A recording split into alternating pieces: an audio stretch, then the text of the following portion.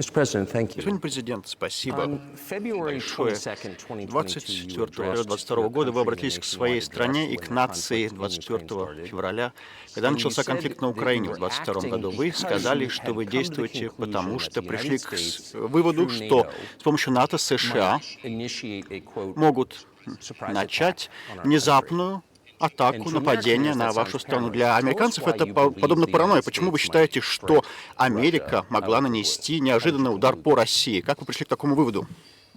Да, дело не в том, что Америка собиралась наносить неожиданный удар по России. Я так и не говорил. У нас с вами ток-шоу или у нас серьезный разговор? Here's the quote. Thank you. It's a formidable series. Так вот, да, это серьезный разговор. Но поскольку у вас базовое образование историческое, насколько я понимаю, да? Yes. Тогда я позволю себе, просто 30 секунд или 1 минуту маленькую историческую справку дать. Вы не против? Please. Вот смотрите, с чего начались наши отношения с Украиной? Откуда она взялась, Украина? Российское государство стало собираться как централизованное, и это считается годом создания российского государства, 862 год, когда новгородцы, есть такой город, Новгород, на северо-западе страны, пригласили на княжение князя Рюрика из Скандинавии, из варягов, 862 год. В 1862 году Россия отмечала тысячелетие своей государственности, и в Новгороде стоит памятник, посвященный тысячелетию страны. В 882 году преемник Рюрика, князь Олег, который выполнял по сути функции регента при малолетнем сыне Рюрика, а Рюрик умер в это время, к этому времени, пришел в Киев, отстранил от власти 2 братьев, которые, судя по всему, были когда-то членами дружины Рюрика. И таким образом Россия начала развиваться, имея 2 центра – в Киеве и в Новгороде. Следующая очень значимая дата в истории России – 988 год – это крещение Руси, когда князь Владимир, это правнук Рюрика, крестил Русь и принял православие, восточную часть христианства, восточное христианство. С этого времени начало укрепляться централизованное российское государство. Там, почему? Единая территория, единые хозяйственные связи, один язык, и после крещения Руси одна вера и власть князя. Начало складываться централизованное российское государство. Но в силу разных причин, после введения престола наследия, древние тоже времена, средние века, Ярослава Мудрым, чуть-чуть попозже, после того, как он ушел из жизни, престолонаследие было сложным, передавалось не напрямую от отца к старшему сыну, а от ушедшего из жизни князя, его брату, потом сыновьям по разным линиям. Все это привело к раздробленности Руси, единого государства, которое начало складываться как единое, привело к раздробленности. Ничего особенного в этом нет, то же самое происходило в Европе. Но раздробленное русское государство стало легкой добычей той империи, которую создал когда-то Чингисхан. И его преемники, хан Батый, пришли на Русь, разграбили практически все города, разорили их. Южная часть, где был Киев, кстати говоря, некоторые другие города, они просто утратили самостоятельность. А северные города, они сохранили часть своего суверенитета. Платили дань в Орду, но часть суверенитета сохранили. А потом в центром в Москве начало складываться единое российское государство. Южная часть русских земель, включая Киев, оно начало постепенно тянуться к другому магниту, к тому центру, который складывался в Европе. Это было Великое Литовское княжество. Его даже называли литовско-русское, потому что русские составляли значительную часть этого государства. Они разговаривали на древнерусском языке, были православными, но затем произошло объединение, уния Великого княжества Литовского и Польского королевства. Через несколько лет спустя еще одна уния была подписана, уже в духовной сфере, и часть православных священников подчинилась власти Папы Римского. И таким образом вот эти земли оказались в составе польско-литовского государства. Но поляки в течение десятилетий занимались ополячиванием этой части населения. Язык внедряли туда свой. Стали внедрять идею о том, что это не совсем русские, что поскольку они живут у края, они украинцы, а первоначально слово «украинец» означало, что человек живет на окраине государства, у края. Или занимается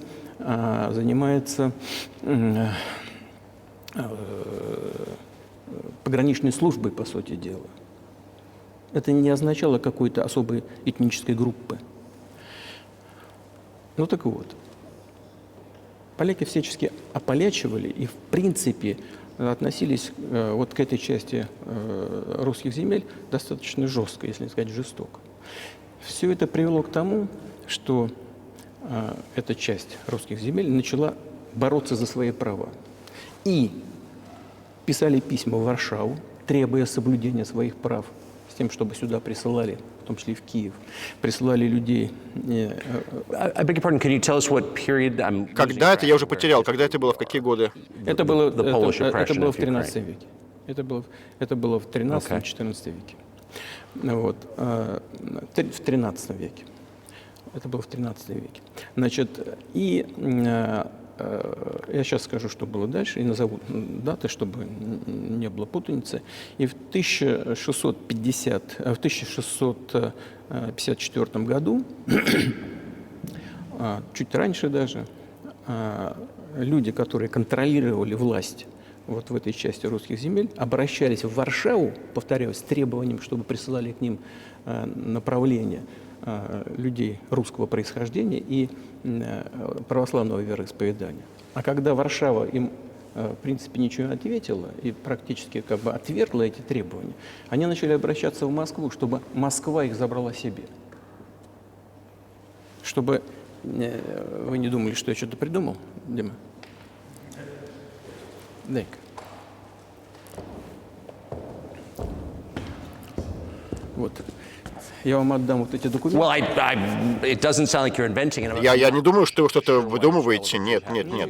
Но все-таки это документы из архива, копии, где письма, здесь письма Богдана Хмельницкого, тогда человека, который контролировал власть в этой части русских земель, которую мы сейчас называем Украиной. Он писал в Варшаву с требованием соблюдения их прав, а после того, как получил отказ, начал писать письма в Москву с просьбой взять их под сильную руку московского царя. Есть копии этих документов. Я вам их оставлю на добрую память. Там есть перевод на русский, переведете и потом на английский язык. Россия не соглашалась их принимать сразу, потому что исходила из того, что начнется война с Польшей. Все-таки в 1654 году Земский собор, это был представительный орган власти древнерусского государства, решение было принято, эта часть древнерусских земель вошла в состав Московского царства. И, как и предполагалось, началась война с Польшей. Она шла 13 лет, потом перемирие было заключено, а всего после заключения этого акта 1654 года, через 30, по-моему, 2 года, был заключен мир с Польшей. Вечный мир, как так было сказано. И вот эти земли, все левобережье Днепра, включая Киев, отошла к России. А все правобережье Днепра осталось за Польшей. Затем, во времена Екатерины II, Россия вернула все исторические земли свои, включая юг и запад. Это все продолжалось до революции. Да, а вот перед Первой мировой войной воспользовавшись вот этими идеями украинизации, австрийский генеральный штаб очень активно начал продвигать идею Украины и украинизации. Все понятно для чего. Потому что в преддверии мировой войны, конечно, было стремление ослабить потенциального противника, было стремление создать себе благоприятные условия в приграничной полосе. И эта идея, родившаяся когда-то в Польше, что люди, проживающие на этой территории, не совсем русские, они якобы особая этническая группа украинцев, начала продвигаться и австрийским генеральным штабом. Возникли и теоретики независимости Украины уже в XIX веке, которые говорили о необходимости независимости Украины, но, правда, все эти столпы украинской независимости говорили о том, что она должна иметь очень хорошие отношения с Россией. Они на этом настаивали. Вот.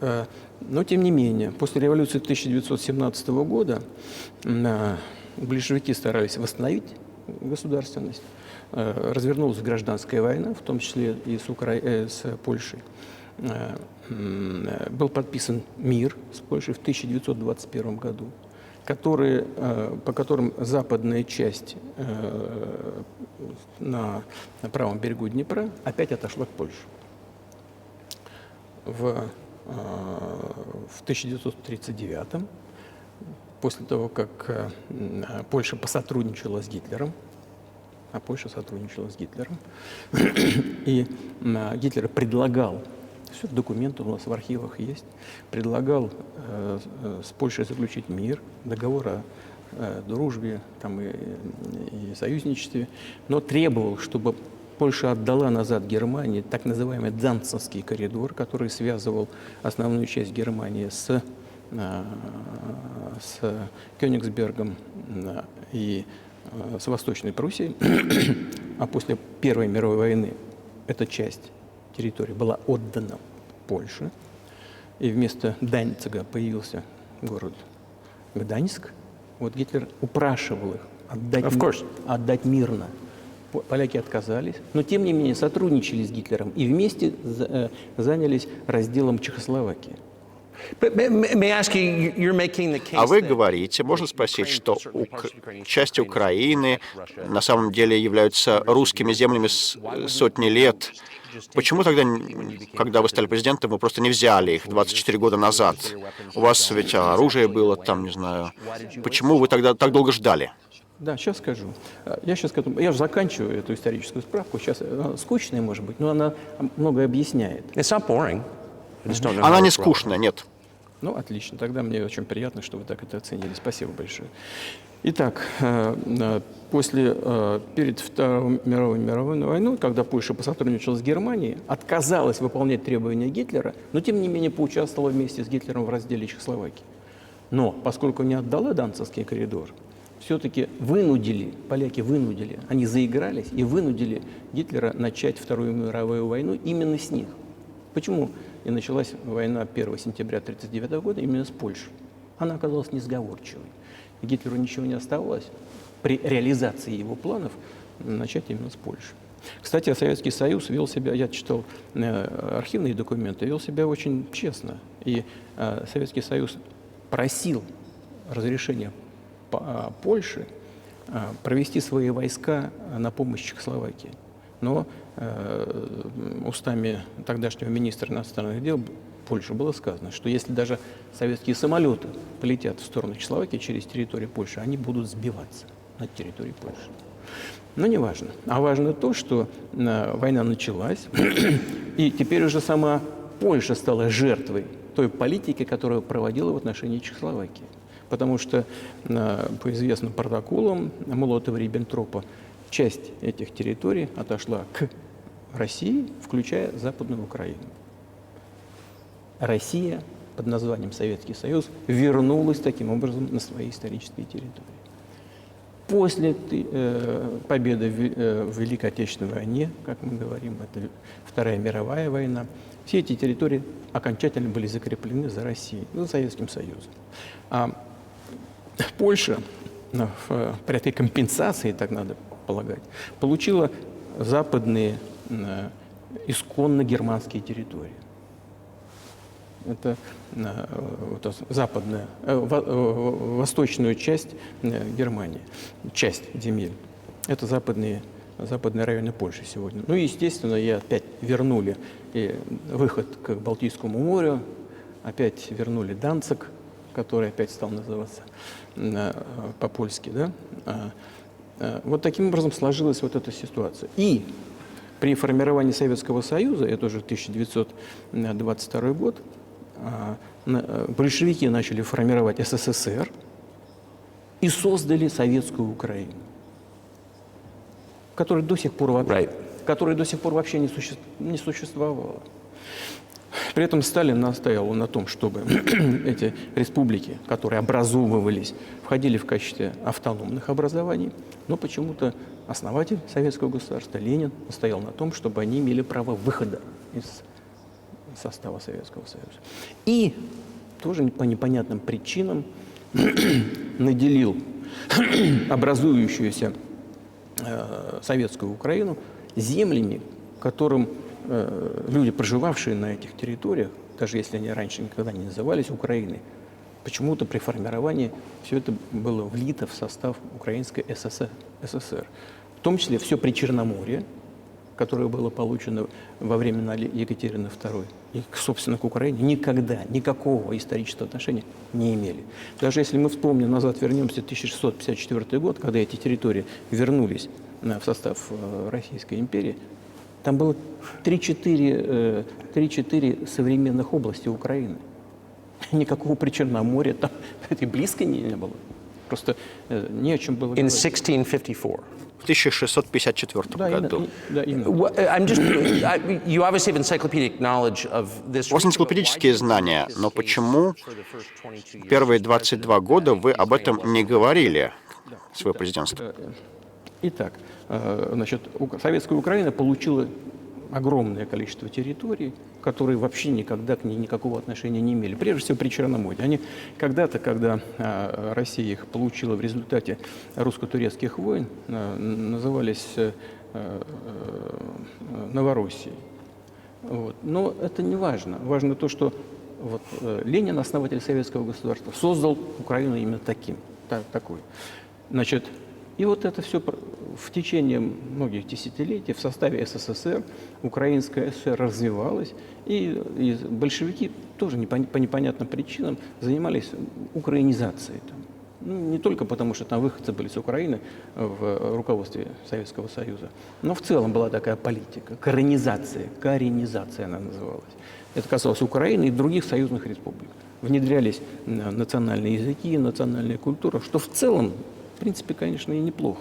Но таким образом создавалась Советская Украина. А после Второй мировой войны они получила еще часть не только польских до войны территорий, сегодня Западная Украина, часть венгерских территорий и часть румынских. У Румынии и у Венгрии тоже часть территории забрали. И они, эти территории, вошли в состав Советской Украины и до сих пор там находятся. Поэтому у нас есть все основания говорить, что в этом смысле, конечно, Украина в известном смысле искусственное государство, созданное по воле Сталина. А как вы думаете, что есть ли у Венгрии право забрать свои земли, и другие нации могут ли забрать свои земли, может быть, вернуть Украину к границам 1654 года?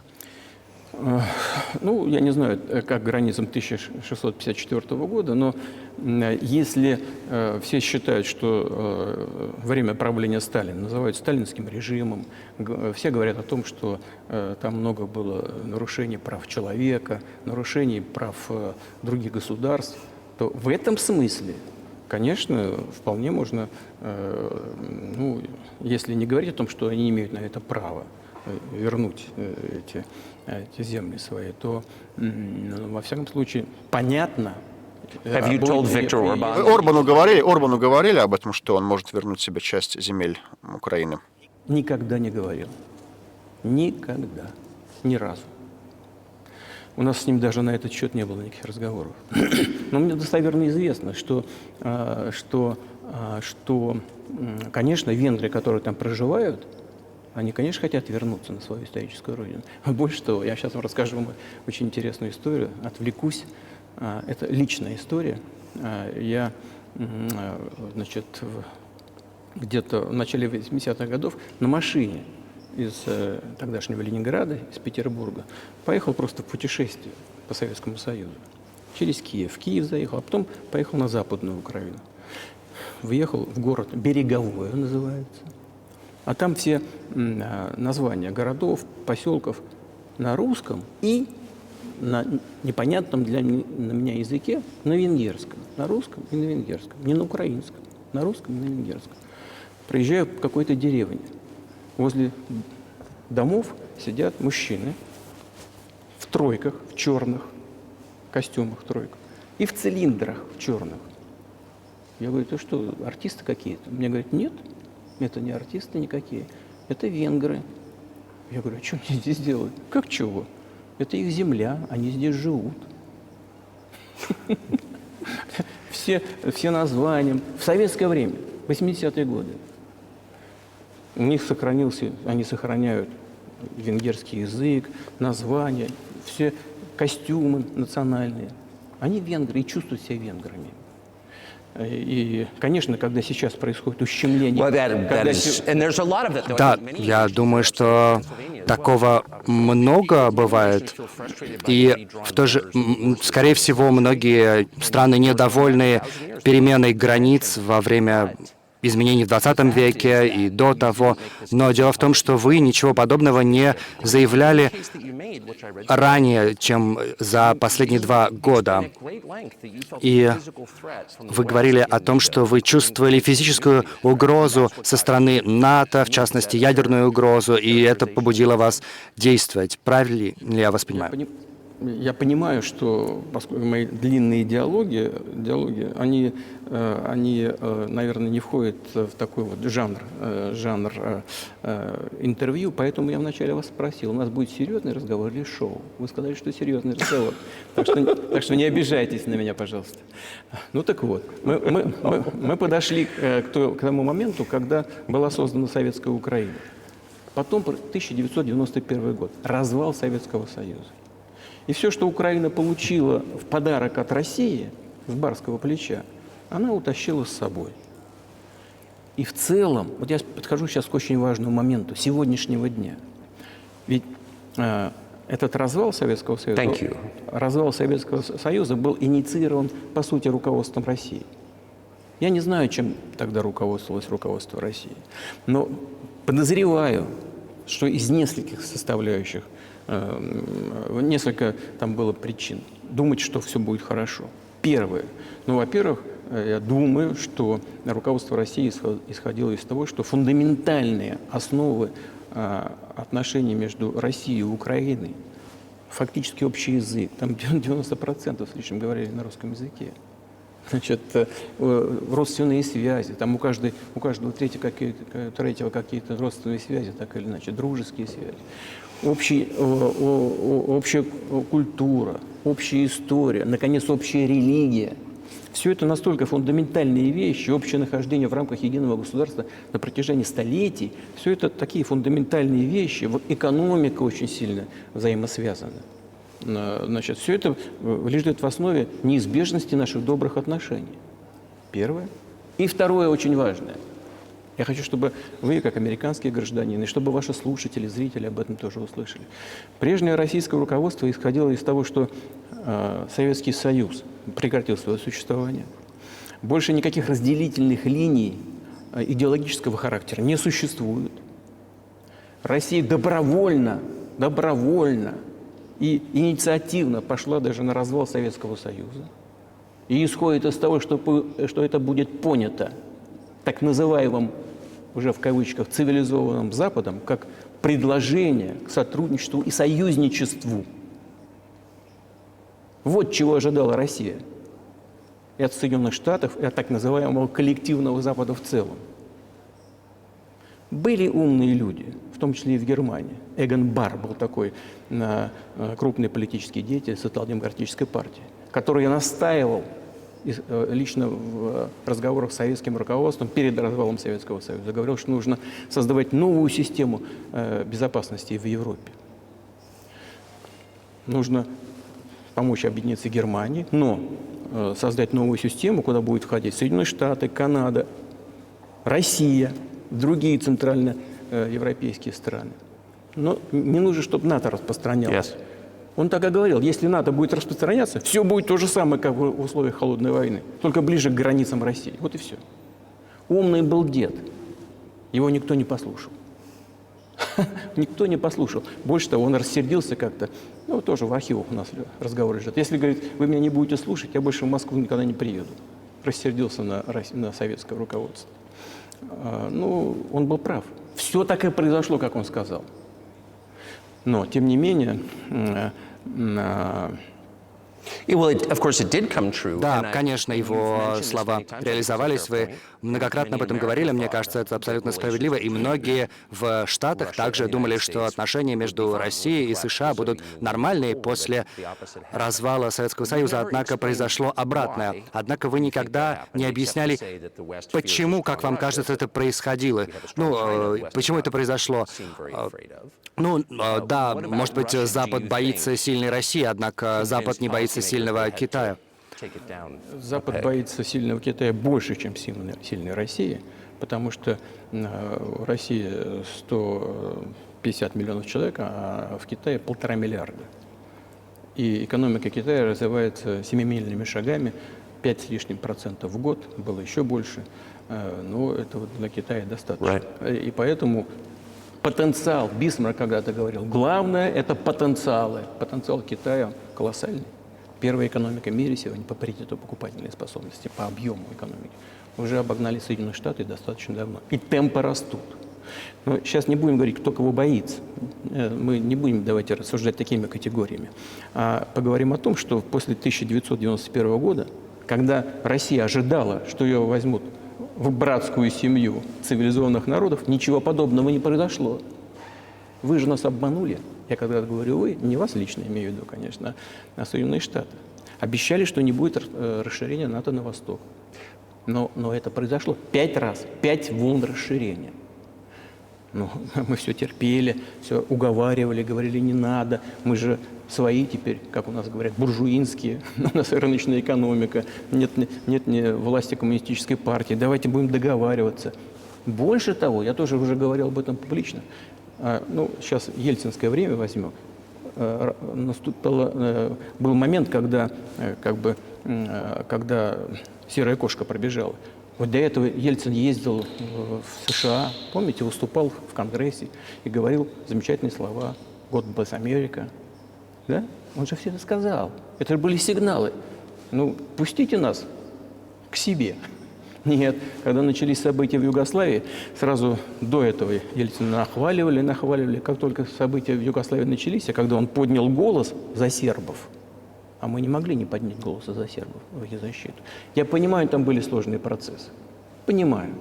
Но Россия не могла не поднять голоса за сербов. Потому что сербы – это тоже особая, близкая к нам нация, православная культура и так далее. Ну, такой многострадальный народ в течение поколения. Но не важно, а важно то, что Ельцин высказался в поддержку, что сделали Соединенные Штаты. В нарушение международного права, устава ООН начались бомбардировки Белграда. Соединенные Штаты выпустили этого джина из бутылки. Более того, когда Россия возражала и высказывала свое негодование, что было сказано? Устав ООН и международное право устарели. Сейчас все ссылаются на международное право. Но тогда начали говорить, что устарело все. Надо все менять. Действительно, кое-что надо менять, потому что баланс сил изменился. Это правда. Но не таким образом. Но тем не менее. Да, кстати, сразу Ельцина начали обливать грязью, указывать на то, что он алкоголик, ничего не понимает, не смыслит. Все он понимал и все смыслил. Я вас уверяю. Значит, ну хорошо, я стал президентом в 2000 году. Думал, ладно, все это, югославская тема прошла, но надо попробовать восстановить отношения. Все-таки вот эту открыть дверь, в которую Россия пыталась пройти. И больше того, я же публично говорил об этом, могу повторить. На встрече здесь, в Кремле, с уходящим от власти Биллом Клинтоном, вот здесь вот, рядом, в соседнем помещении, я ему сказал, задал вопрос. Слушай, Билл, а как ты думаешь, если бы Россия поставила вопрос о вступлении в НАТО, как ты думаешь, это возможно? Вдруг он сказал: ты знаешь, это интересно. Я думаю, что да. А вечером, когда мы с ним встретились, уже на ужин, он говорит: ты знаешь, я разговаривал со своей командой. Не, это сейчас это невозможно. Можете спросить у него. Да, я думаю, он наше интервью услышит, подтвердит. Я бы никогда не стал чего подобного говорить, если бы этого не было. Ну ладно, сейчас невозможно. Were you sincere? Вы были искренни тогда? Would you have joined Вы бы NATO? присоединились к НАТО? Послушайте, я задал вопрос, возможно это или нет, Yes. и получил ответ «нет». Если я был неискренним в своем желании выяснить позицию But руководства, if he had said yes, would you have? А если бы он сказал «да», вы бы присоединились к НАТО? если бы он сказал «да», начался бы процесс сближения. И в конечном итоге это могло бы состояться, если бы мы увидели искреннее желание партнеров сделать это. Но этим не закончилось. Ну нет так нет, ладно, хорошо. Давайте будем... Why do you think that is? Just to Как вы get to думаете, motive. I почему? know you're clearly bitter Каковы about мотивы it. этого? Я чувствую, understand. что вы испытываете But горечь why по do you этому think поводу, the я West понимаю. Но rebuffed почему, you как вы then? думаете, Why the Запад hostility? тогда Why the end of the Cold так вас War not оттолкнул? Откуда fix the эта relationship? враждебность? What Почему motivates this не from your удалось point of view? улучшить отношения? Каковы были мотивы этого, с вашей точки зрения? Вы сказали, что я испытываю горечь от ответа. Нет, это не горечь, это просто констатация факта. Мы же не жених и невеста. Горечь, обида – это не те субстанции, которые в таких случаях имеют место быть. Просто мы поняли, что нас там не ждут. Вот и все. Хорошо, ладно. Но давайте будем выстраивать отношения по-другому. Будем искать точки соприкосновения. Почему мы получили такой негативный ответ? Это вы спросите у своих руководителей. Я же не могу за них. Я могу только догадываться, почему. Слишком большая страна, со своим мнением и так далее. А Соединенные Штаты, я же видел, как решаются вопросы в НАТО. Я еще один из примеров сейчас приведу, касающийся Украины. Руководство США нажало, и все члены НАТО послушно голосуют. Даже если им чего-то не нравится. Сейчас я скажу в этой связи, что происходило с Украиной в 2008 году, хотя это обсуждается уже, здесь ничего нового я вам не скажу. Тем не менее, потом, после этого, мы пытались по-разному выстроить отношения. Например, события были на Ближнем Востоке, в Ираке. Мы очень мягко, спокойно выстраивали отношения со Штатами. И я многократно ставил вопрос о том, чтобы Соединенные Штаты не поддерживали ни сепаратизм, ни терроризм на Северном Кавказе. Но все равно продолжали это делать. И политическая поддержка, информационная поддержка, финансовая поддержка, даже военная поддержка шла со стороны Соединенных Штатов и их сателлитов в отношении террористических формирований на Кавказе. Я однажды со своим коллегой, тоже президентом США, я поднял этот вопрос, он говорит: не может быть. У тебя есть доказательства? Я говорю: да. Я был готов к этой беседе и дал ему это доказательство. Он посмотрел и знаете, что сказал? Я прошу прощения, да, но так было. Я процитирую. Он говорит: я им надеру жопу. Мы ждали ответа не было. Я говорю директору ФСБ: ты в ЦРУ-то напиши, как результат-то какой-то есть разговор с президентом. Написал раз, два, потом получили ответ. У нас лежит ответ в архиве. Из ЦРУ пришел ответ. Мы работали с оппозицией в России, считаем, что это правильно, и будем дальше продолжать работать с оппозицией. Смешно. Ладно, мы поняли, что разговора не будет. Forces in opposition to you. Оппозиция вам. Конечно, имелось в виду в данном случае сепаратисты, террористы, которые воевали с нами на Кавказе. Вот о ком шла речь. Они их называли оппозицией. Это второй момент. Третий момент, очень важный. Очень важный. Это момент создания системы ПРО-США. Начало. И мы долго уговаривали не делать это в Соединенных Штатах. Больше того, после того, как меня пригласили отец Буша-младшего, Буш-старший, пригласил к себе на океан, в гости, И там состоялась очень серьезная беседа с президентом Бушем, с его командой. И я предложил, чтобы США, Россия и Европа создавали совместно систему ПРО, которая, как мы считаем, создаваемая в одностороннем порядке, угрожает нашей безопасности. Несмотря на то, что официально говорилось Соединенными Штатами о том, что она создается против ракетных угроз со стороны Ирана. Этим же обосновывалось создание ПРО. И я предложил им работать втроем. Россия, США, Европа. Сказали, очень интересно. Меня спросили, ты серьезно? Я говорю, абсолютно. Я говорю, Let me ask, what year was this? Когда это было? В каком году? ну, я не помню, вот это легко узнать в интернете, когда я был в США по приглашению Буша-старшего. Но это еще легче узнать. Сейчас я вам скажу, от кого. Вот. И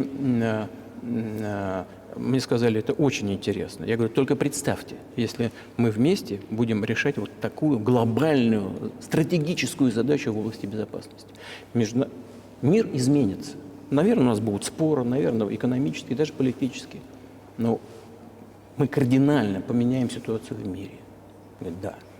Меня спросили, это ты серьезно? Я говорю, конечно. Нам надо подумать, мне сказали. Я говорю, пожалуйста. Потом сюда, вот в этот кабинет, где мы с вами беседуем, приехал министр обороны Гейтс, бывший директор ЦРУ, и госсекретарь Райс. Вот сюда, вот за этот стол. Вот напротив, вот вы видите этот стол. Они сели с этой стороны, я и министр иностранных дел, и министр обороны России с той стороны. Они мне сказали, да, мы подумали, и мы согласны. Я говорю, слава богу, отлично. Но за некоторым исключением. So twice you've described U.S. presidents То есть making вы decisions. дважды описывали, как американские президенты принимали какие-то решения, а потом их команды эти решения пускали под откос. Именно так. Именно так. В конечном итоге нас послали подальше. Я не буду детали рассказывать, потому что считаю это некорректным. Ну, все-таки это был конфиденциальный разговор. Но то, что значит, наше предложение было отклонено, это факт.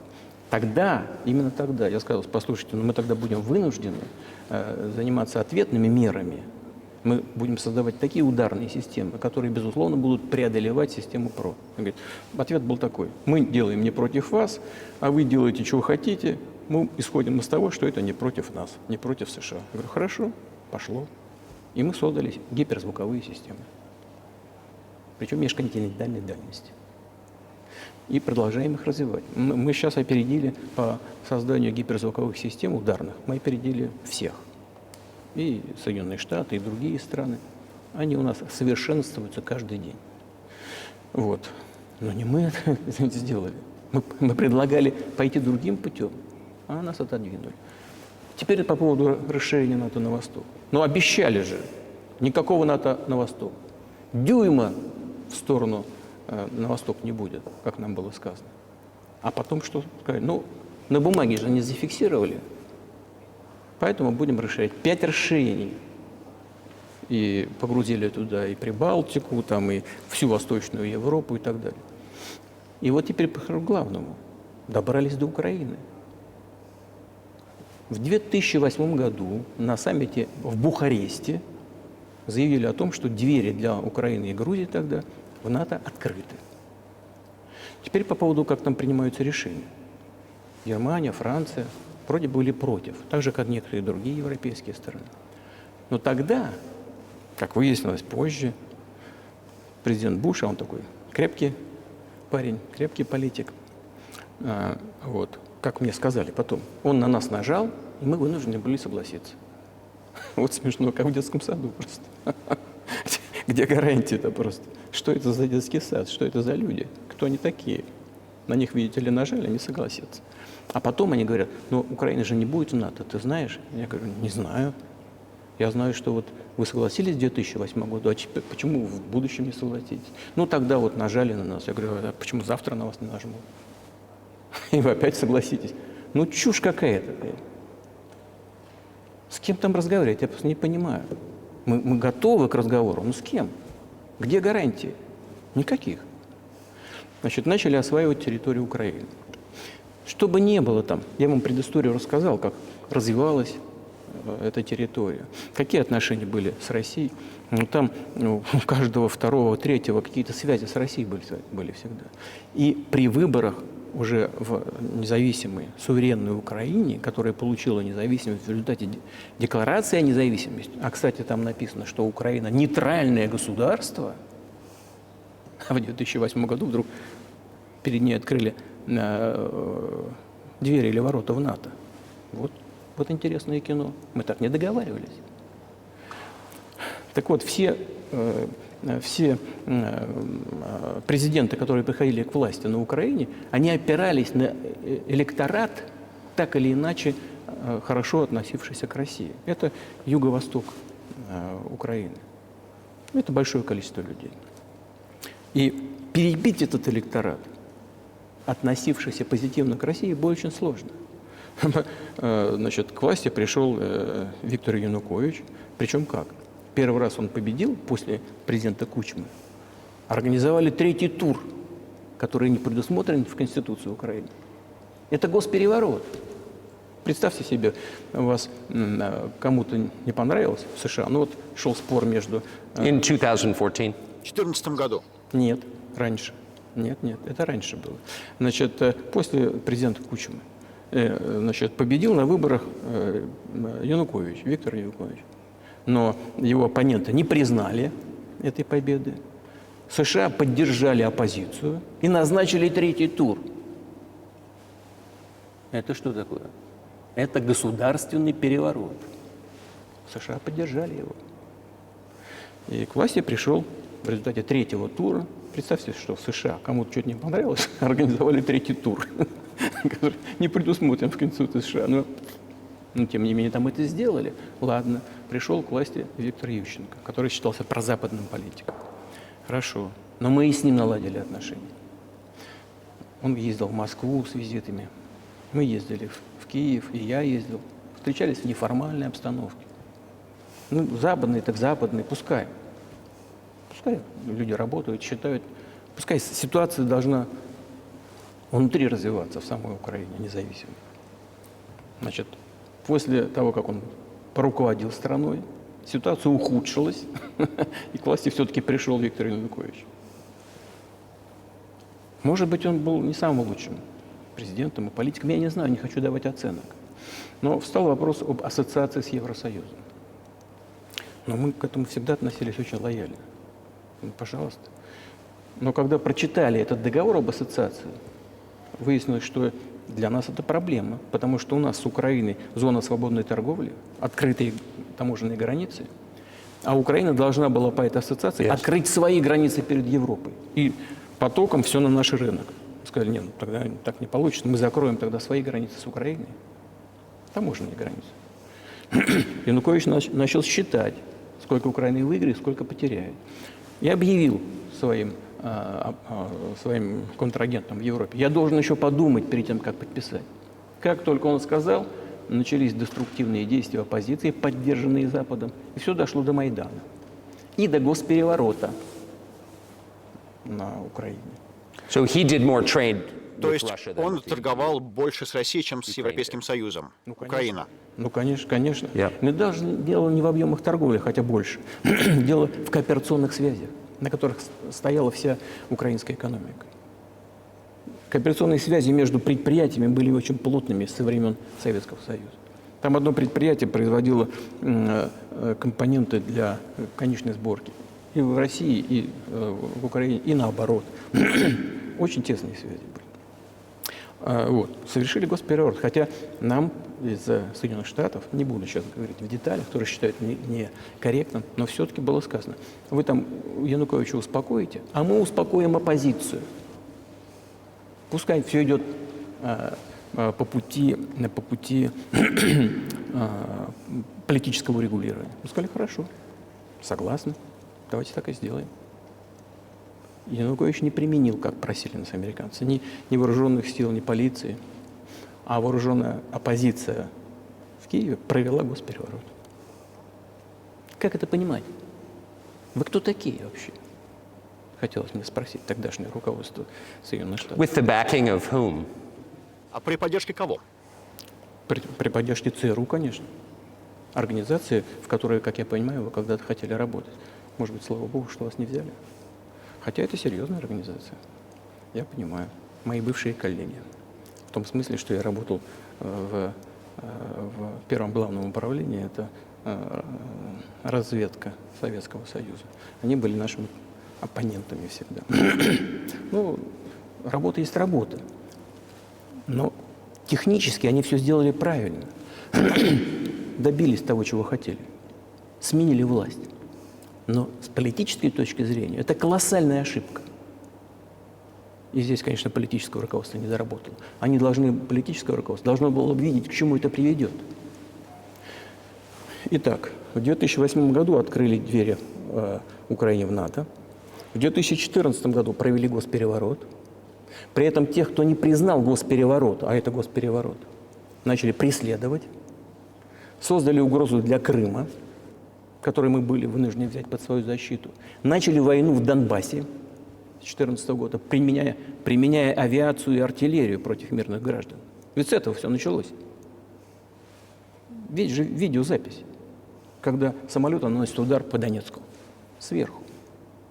Предприняли одну крупномасштабную войсковую операцию, еще одну, потерпели неудачу, еще готовились.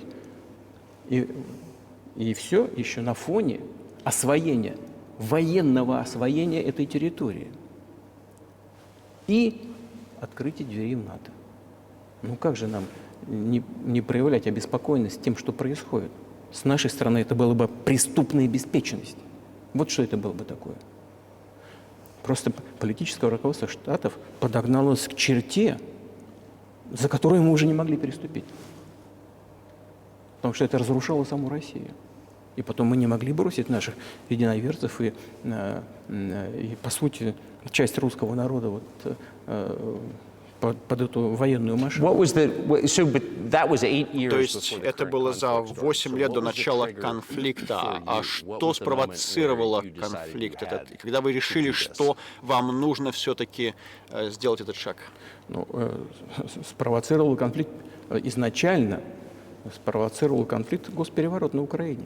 Кстати говоря, приехали представители 3 европейских стран, Германии, Польши и Франции, и были гарантами подписанного договора между правительством Януковича, и оппозицией. Подписи свои поставили как гаранты. Несмотря на это, оппозиция совершила госпереворот, и все эти страны сделали вид, что они ничего не помнят о том, что они гаранты мирного урегулирования. В печку сразу бросили этот договор. Никто не вспоминает. Я не знаю, знают ли что-то в США про этот договор между оппозицией и властью, и про гарантов, 3 гарантов, которые вместо того, чтобы вернуть весь этот процесс на политическое поле, нет, поддержали госпереворот.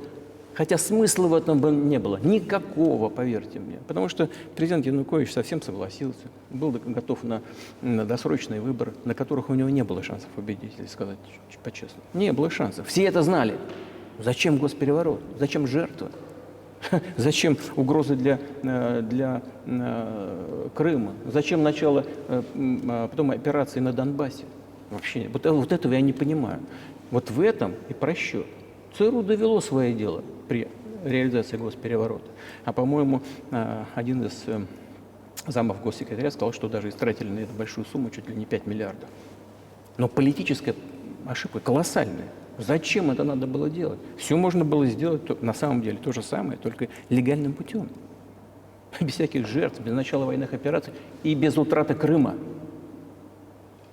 И мы бы пальцем не пошевелили, если бы не было вот этих кровавых событий на Майдане. В голову бы не приходило. Потому что мы согласились с тем, что после развала Советского Союза все должно было так по границам союзных республик. Мы же согласились с этим. Но мы никогда не соглашались с расширением НАТО, тем более не соглашались никогда с тем, что Украина будет в НАТО. Мы не соглашались с тем, что там будут базы НАТО, без всяких разговоров с нами. Мы только упрашивали в течение десятилетий: не делайте этого, не делайте того. А что послужило триггером в последних событиях? Ну, во-первых, сегодняшнее руководство Украины заявило, что они не будут исполнять Минских соглашений, которые были подписаны, как вы знаете, после событий 2014 года в Минске, где был изложен план мирного урегулирования на Донбассе.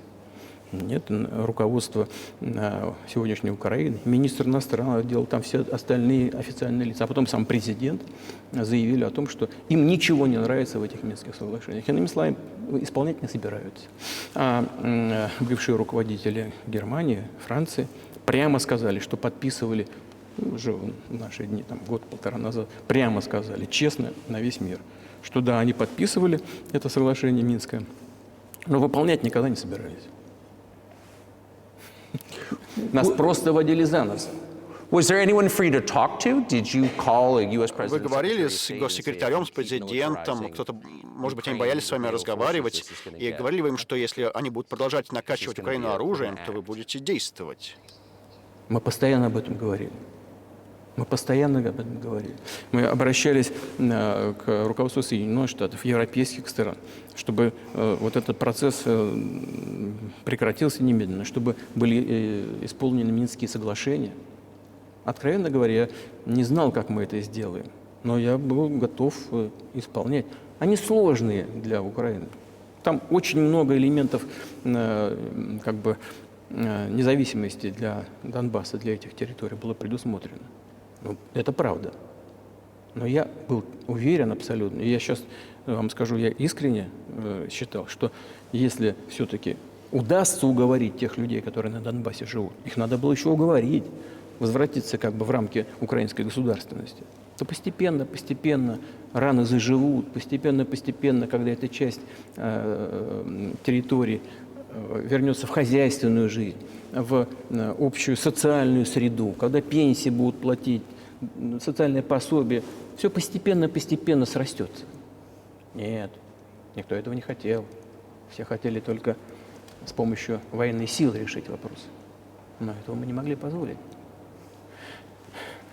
И все дошло вот до этой ситуации, когда на Украине объявили, нет, мы не будем ничего. Начали еще подготовку к военным действиям. Войну начали они в 2014 году. Наша цель – прекратить эту войну. И мы не начинали ее в 2022. Это попытка ее прекратить. Do you think you've stopped it now? Как вы думаете, удалось вам сейчас ее прекратить? I mean, have you achieved your aims? Достигли ли вы своих целей? Нет, мы пока не достигли своих целей, потому что одна из целей – это денацификация. Имеется в виду запрещение всяческих неонацистских движений. Это одна из проблем, которые мы обсуждали. И в ходе переговорного процесса, который завершился в Стамбуле в прошлом году в начале, но не по нашей инициативе завершился, потому что нам, европейцы, в частности, говорили, нужно обязательно создать условия для окончательного подписания документов. Мои коллеги во Франции и в Германии говорили, ну как ты себе представляешь, как они будут подписывать договор с пистолетом, приставленным к голове, к виску. Надо отвести войска от Минска. Ну, хорошо, мы отвели войска от Минска. Как только мы отвели, извините, от Киева. Как только мы отвели войска от Киева, сразу же наши украинские переговорщики выбросили в помойку все наши договоренности, достигнутые в Стамбуле, и приготовились к длительному вооруженному противостоянию при помощи Соединенных Штатов и их сателлитов в Европе. Вот как ситуация развивалась. И так, как она выглядит сейчас. Да. What is denazification? Денацификация, что это означает? Да, вот я как раз хочу сейчас об этом сказать. Это очень важный вопрос. Денацификация. После обретения независимости Украина начала искать, как говорят некоторые аналитики на Западе, свою идентичность. И ничего лучше не придумала, как поставить во главу угла этой идентичности таких ложных героев, которые сотрудничали с Гитлером.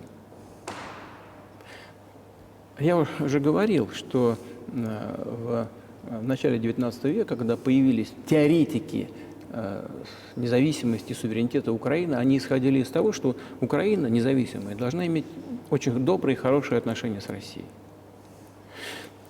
Но в силу исторического развития, в силу того, что когда эти территории находились в составе Речи Посполитой, Польши, украинцев достаточно жестоко преследовали, изымали, пытались уничтожить эту идентичность, и вели себя очень жестоко. Это все осталось в памяти народа.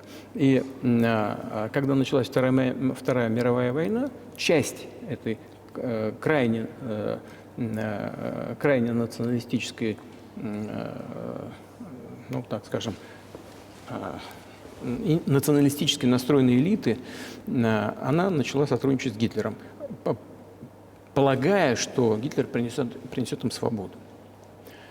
И немецкие войска, даже войска СС, они самую грязную работу по уничтожению польского населения, еврейского населения отдавали как раз вот коллаборационистам, которые с Гитлером сотрудничали. Вот отсюда вот эта жестокая резня польского, еврейского населения, ну и русского тоже. Во главе стояли лица, которые хорошо известны: Бандера, Шушкевич. Вот именно этих людей сделали национальными героями. Вот в чем проблема. И нам все время говорят, ну, национализм и неонацизм есть и в других странах. Да, ростки есть, но мы же их давим. И в других странах их давят. А на Украине нет. На Украине из них сделали национальных героев. Им памятники возводят. Они на флагах, их имена кричат толпы, которые ходят с факелами, как в нацистской Германии. Это люди, которые уничтожали поляков, евреев и русских. Надо эту практику и теорию прекратить. Значит, конечно, любая нация, она выросла, считает там часть людей. Вот мы говорим, я говорю, что это часть общего русского народа. Они говорят, нет, мы отдельный народ. Ладно, хорошо, если кто-то считает себя отдельным народом, имеет на это право, но не на основе нацизма. Правильно? Нацистской идеологии. Вот смотрите, президент Франции, президент... Вы будете удовлетворены той территорией, которая у вас есть уже сейчас? Нет, сейчас закончим. Вы же задали вопрос по неонацизму и денацификации. Вот приехал президент Украины в Канаду. Это хорошо известно, но замалчивается на Западе. И представили в канадском парламенте человека, который, как сказал спикер парламента, воевал во время Второй мировой войны против русских. Ну кто во время Второй мировой войны воевал против русских? Гитлер и его приспешники. Выяснилось, что этот человек служил в войсках СС. Он лично убивал и русских, и поляков, и евреев. Войска СС, сформированные из националистов украинских, они занимались этой грязной работой. Президент Украины встал вместе со всем парламентом Канады и рукоплескал этому человеку. Как это можно себе представить? Сам, кстати говоря, президент Украины еврей по национальности. А что вы будете с этим делать? То есть Гитлера уже 80 лет нет в живых, нацистской Германии больше не существует. По правде. Это правда, да. Я думаю, что вы говорите, что вы хотите потушить этот пожар украинского национализма. Как это сделать? Вот послушайте меня. Ваш вопрос очень тонкий. И можно я скажу, как я думаю? Да? Не будете обижаться? Of course. Конечно, не буду. Он, казалось бы, тонкий, он очень противный, этот вопрос. Вы говорите, Гитлера нет уже столько лет, да, 80 лет. Значит, но дело его живет. Люди, которые уничтожали евреев, русских и поляков, живы. И президент, действующий президент сегодняшней Украины аплодирует ему в канадском парламенте, аплодирует, стоя. Разве мы можем сказать, что мы целиком выкорчевали эту идеологию. Если то, что мы видим, происходит сегодня, вот что такое денацификация в нашем понимании. Надо избавиться от тех людей, которые эту теорию, практику оставляют в жизни и стараются ее сохранить. Вот что такое денацификация. Вот что мы под этим понимаем. Right. My question is a little more specific. Хорошо. Of course, not a defense of Я, конечно, не защищаю нацизм или неонацизм, но мой вопрос в практическом плане. Вы не контролируете всю страну, и не кажется, будто вы хотите всю ее контролируете. Но каким образом вы сможете тогда выкорчевать идеологию, культуру, какие-то чувства, историю в стране, которые вы не контролируете? Каким образом этого достигнуть? А вы знаете, как вам не покажется странным, в ходе переговоров в Стамбуле мы все-таки договорились о том, что там есть это все в письменном виде, что на Украине не будет культивироваться неонацизм. В том числе и будет запрещено на законодательном уровне. Господин Карсон, мы договорились об этом. Это, оказывается, можно сделать в ходе переговорного процесса. И здесь нет ничего унизительного для Украины, как для современного цивилизованного государства. Разве какому-то государству позволено пропагандировать нацизм? Ведь нет, правда? Вот и все. will there be talks and why Будут ли переговоры? И почему до сих пор таких переговоров относительно урегулирования конфликта на Украине не было? Мирных переговоров. Они были, они дошли до очень высокой стадии согласования позиций, сложного процесса, но все-таки они были практически завершены.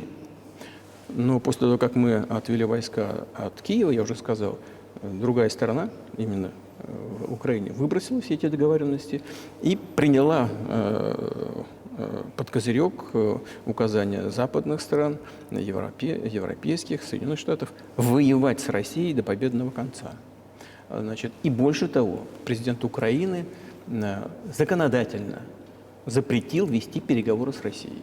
Он подписал декрет, запрещающий всем вести переговоры с Россией. Ну, как мы будем вести переговоры, если он сам себе запретил и всем запретил? Мы знаем, что он выдвигает какие-то идеи значит, по поводу этого регулирования, но для того, чтобы о чем-то договариваться, нужно вести диалог. Не так ли? Well, but you wouldn't be speaking to the Ukrainian president, Да, you'd be speaking но вы не будете to the говорить с American украинским president. президентом, вы будете When was the говорить last с time you американским spoke to президентом, Joe когда Biden? вы в последний раз разговаривали с Джо Байденом. Ну, я уже не помню, когда я с ним разговаривал. Не помню, можно посмотреть там. You don't remember? Вы не помните? Нет, а что, я должен все помнить, что ли? У меня своих дел полно. У нас есть внутриполитические Well, дела. he's funding the war that you're... Да, но он финансирует войну, которую вы ведете. Ну да, он финансирует, но когда я с ним разговаривал, это было до начала специальной военной операции, естественно. И я, кстати, ему тогда говорил, я не буду в детали даваться, я никогда этого не делаю, но я ему тогда сказал, я считаю, что вы совершаете огромную ошибку исторического масштаба, поддерживая все, что там происходит на Украине, отталкивая Россию. И я ему сказал об этом, говорил неоднократно, кстати говоря. Здесь, я думаю, что это будет корректно, на этом я ограничусь. А что он сказал? Можно, вы у него спросите, пожалуйста. У него, вам легко, вы гражданин Соединенных Штатов, поезжайте и спросите. Мне некорректно комментировать наши разговоры. But you haven't spoken to him since Но before с тех February of 2020. пор вы с ним не разговаривали после февраля 22 года. Нет, мы не разговаривали. Но у нас есть определенные контакты по различным. Кстати говоря, вот помните, я вам рассказывал про мое предложение вместе работать по системе противоракетной обороны. Yes. Да. Вот можно спросить у всех, они же все, слава богу, живы, здоровы. И, значит, и бывший президент, и Кондолиза жива-здорова, и, по-моему, господин Гейтс, и сегодняшний директор Центрального разведуправления господин Бернс, он тогда был послом в России, по-моему, он был очень успешным послом. Они все свидетели этих разговоров. Спросите у них. То же самое и здесь, если вам интересно, что ответил мне господин значит, президент Байден, ну, спросите у него. Ну, во всяком случае, мы с ним говорили. I'm definitely interested, but Я прекрасно это понимаю, но со стороны для внешнего наблюдателя может показаться, что все это может выродиться в такую ситуацию, когда весь мир окажется на краю войны. Может быть, даже будут ядерные удары нанесены. Почему вы не позвоните Байдену и не скажете, давайте как-то решим этот вопрос? А чего решать-то? Все очень просто. У нас, повторяю, есть контакты по линии там, различных ведомств, и я вам скажу, что мы говорим на этот счет, и что мы доводим до руководства США. Если вы действительно хотите прекратить боевые действия, вам нужно прекратить поставки вооружений. Все закончится в течение там, нескольких недель. Вот и все. И тогда можно договариваться о каких-то условиях перед тем, как вы это сделаете, прекратите. Чего проще-то? Чего мне ему звонить? О чем говорить-то? Или о чем упрашивать? Вы собираетесь поставить такое-то оружие на Украину. Ой, боюсь. Пожалуйста, не поставляйте. О чем говорить-то?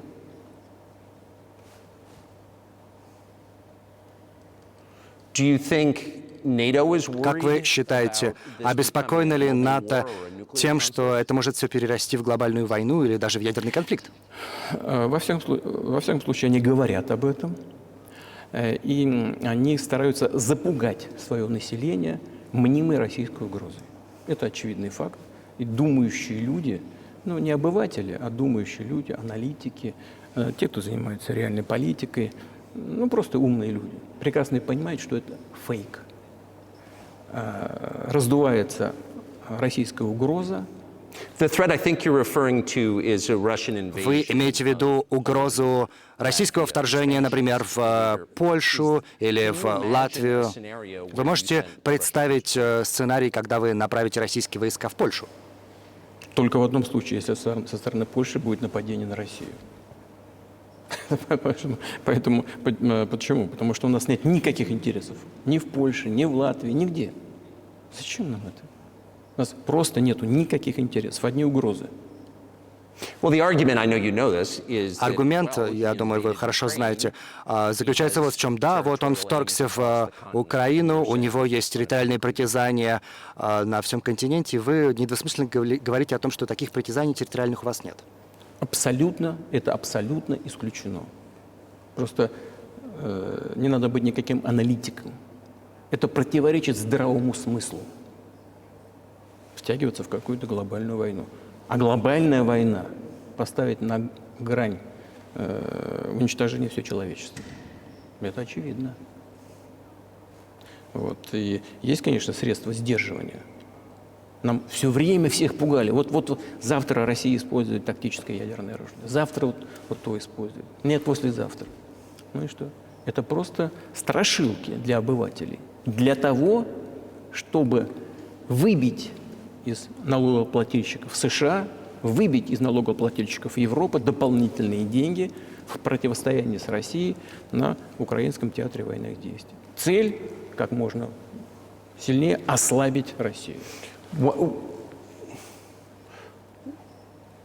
Один из старших сенаторов, Чак Шумер, кажется, вчера сказал, нам необходимо продолжать финансировать Украину, или же, в конце концов, американским солдатам придется воевать на Украине вместо Украины. Как вы оцениваете такое заявление? Это провокация. Причем дешевая провокация. Я не понимаю, почему американские солдаты должны воевать на Украине. Там есть наемники из Соединенных Штатов. Больше всего наемников из Польши, на втором месте наемники из США, на третьем из Грузии. Ну, если у кого-то есть желание послать регулярные войска, это поставит, безусловно, поставит человечество на грани очень серьезного глобального конфликта. Это очевидно. Это нужно Соединенным Штатам? Зачем? За 1000 километров от национальной территории. У вас нечем заниматься? У вас проблемы на границе полно, проблемы с миграцией, проблемы с с государственным долгом 33 с лишним триллиона долларов. Нечем заниматься, нужно воевать на Украине. А не лучше ли договориться с Россией? Договориться уже понимая ситуацию, которая складывается на сегодняшний день, понимая, что Россия будет бороться за свои интересы до конца, и понимая это, все-таки начать вернуться к здравому смыслу, начать с уважением относиться к нашей стране, к ее интересам и искать какие-то решения.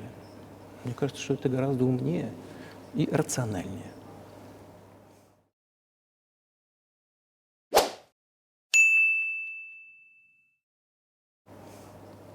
Who blew up Nord Stream? Кто взорвал Северный поток? Вы? I was busy that day. Я был занят в тот день. I did not blow up Nord Stream. Я не взрывал Северный поток. У вас лично, может быть, есть алиби, у вас лично, но у CIA такого алиби нет. Do you have evidence that NATO or the CIA did У it? вас есть свидетельство того, что НАТО или же ЦРУ сделали это? Вы знаете, я не буду вдаваться в детали, но всегда в таких случаях говорят, ищи того, кто заинтересован. Но в данном случае надо искать не только того, кто заинтересован, а еще того, кто может это сделать. Потому что заинтересованных может быть много.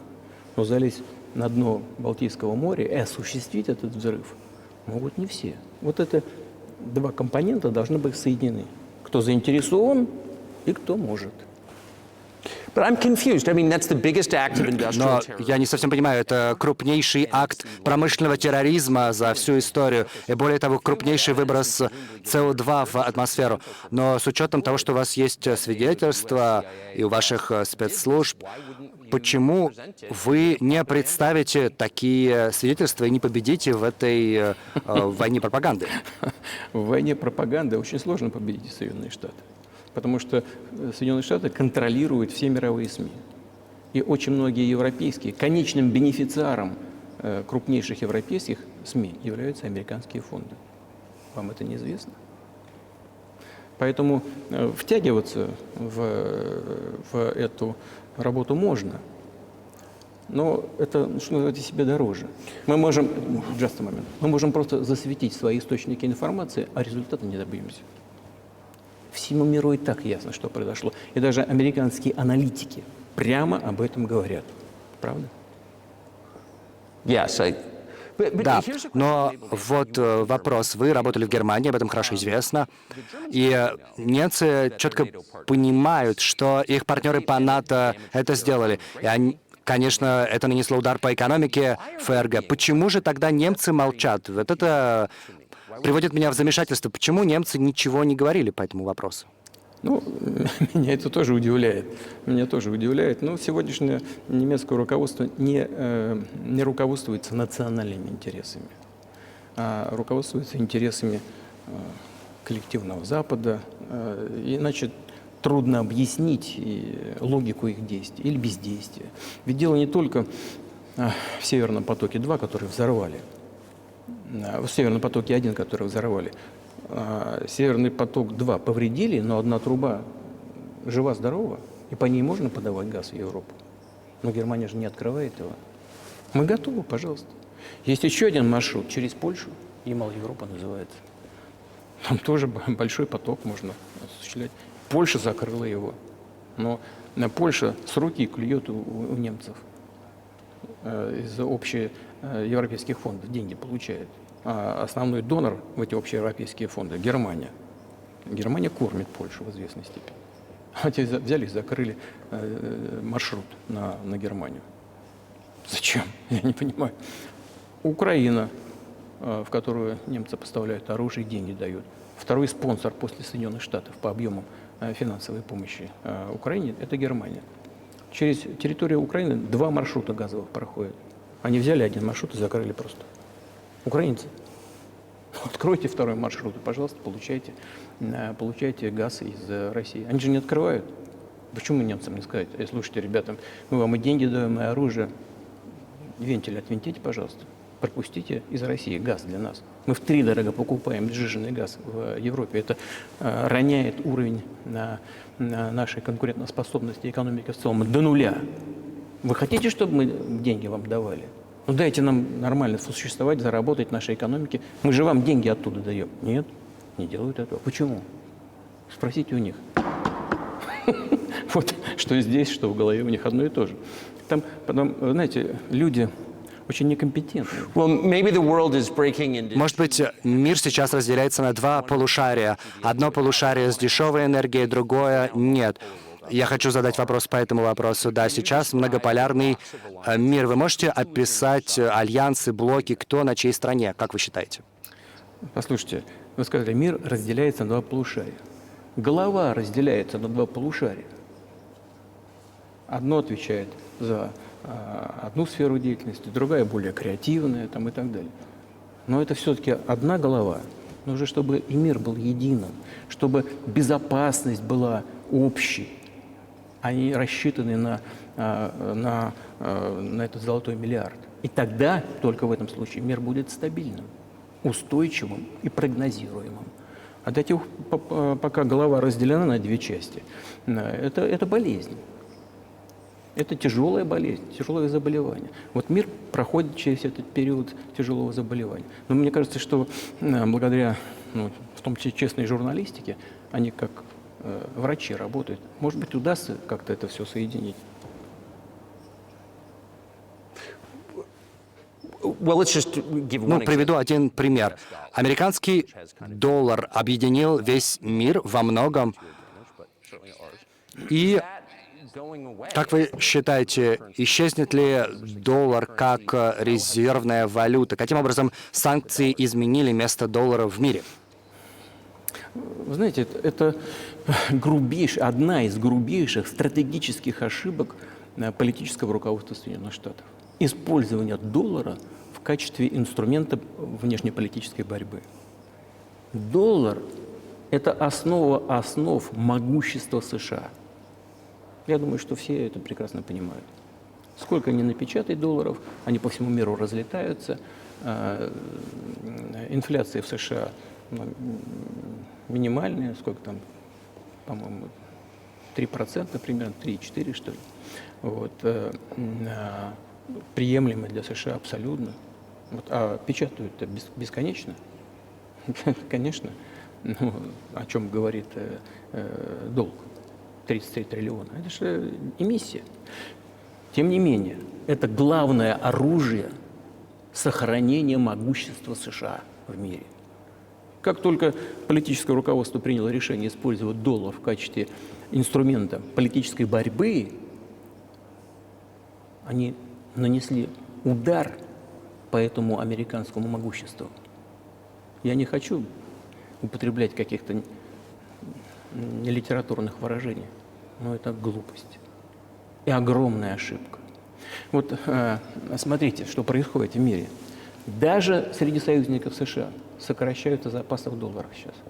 Все смотрят на то, что происходит, и начинают искать возможность себя обезопасить. Но если в отношении некоторых стран США применяют такие ограничительные меры, как ограничение расчетов, замораживание авуаров и так далее, это огромная тревога и сигнал для всего мира. Вот что у нас происходило? У нас примерно 80% до 2022 года в России, 80% расчетов во внешней торговле России были в долларах и в евро. При этом долларов было примерно 50% в наших расчетах с третьими странами. Значит, а сейчас, по-моему, осталось только 13%. Но не мы же запретили использование доллара. Мы к этому не стремились. США приняли решение ограничить наши расчеты в долларах. Я считаю, это полная дурь, понимаете? С точки зрения интересов самих Соединенных Штатов, налогоплательщиков Соединенных Штатов, потому что это наносит удар по экономике США, подрывает мощь Соединенных Штатов в мире. Теперь у нас расчеты расчеты в юанях были, кстати, 3% примерно. Сейчас 34% мы рассчитываемся в рублях, И примерно столько же, 34% с небольшим в юанях. Зачем Соединенные Штаты это сделали? Я могу только объяснить самонадеянностью. Думали, наверное, что все рухнет. А ничего не рухнуло. Больше того, смотрите, другие страны, в том числе нефтепроизводящие страны, начинают говорить, и делают уже, рассчитываться за продажу нефти в юанях. Но вы понимаете, что это такое происходит или нет? Кто-то понимает это в тех же Соединенных Штатах? Что вы делаете? Сами себе обрезаете то, что всегда у всех экспертов, вы спросите любого умного и думающего человека, в Штатах. Что такое доллар для США? Сами его убиваете. Я думаю, что это действительно справедливая оценка. Следующий вопрос. Может быть, вы обменяли одну колониальную державу на другую, но более такую щадящую. Но, может быть, БРИКС сегодня в опасности того, что более добрая колониальная держава, Китай, будет там доминировать. Это как хорошо ли для суверенитета? Как вы думаете, вас беспокоит это? Эти страшилки нам хорошо известны. Это страшилка. Мы с Китаем соседи. Соседей, так же как и близких родственников, не выбирают. У нас с ними общая граница 1000 километров. Это первое. Второе, мы привыкли к совместному существованию на протяжении веков.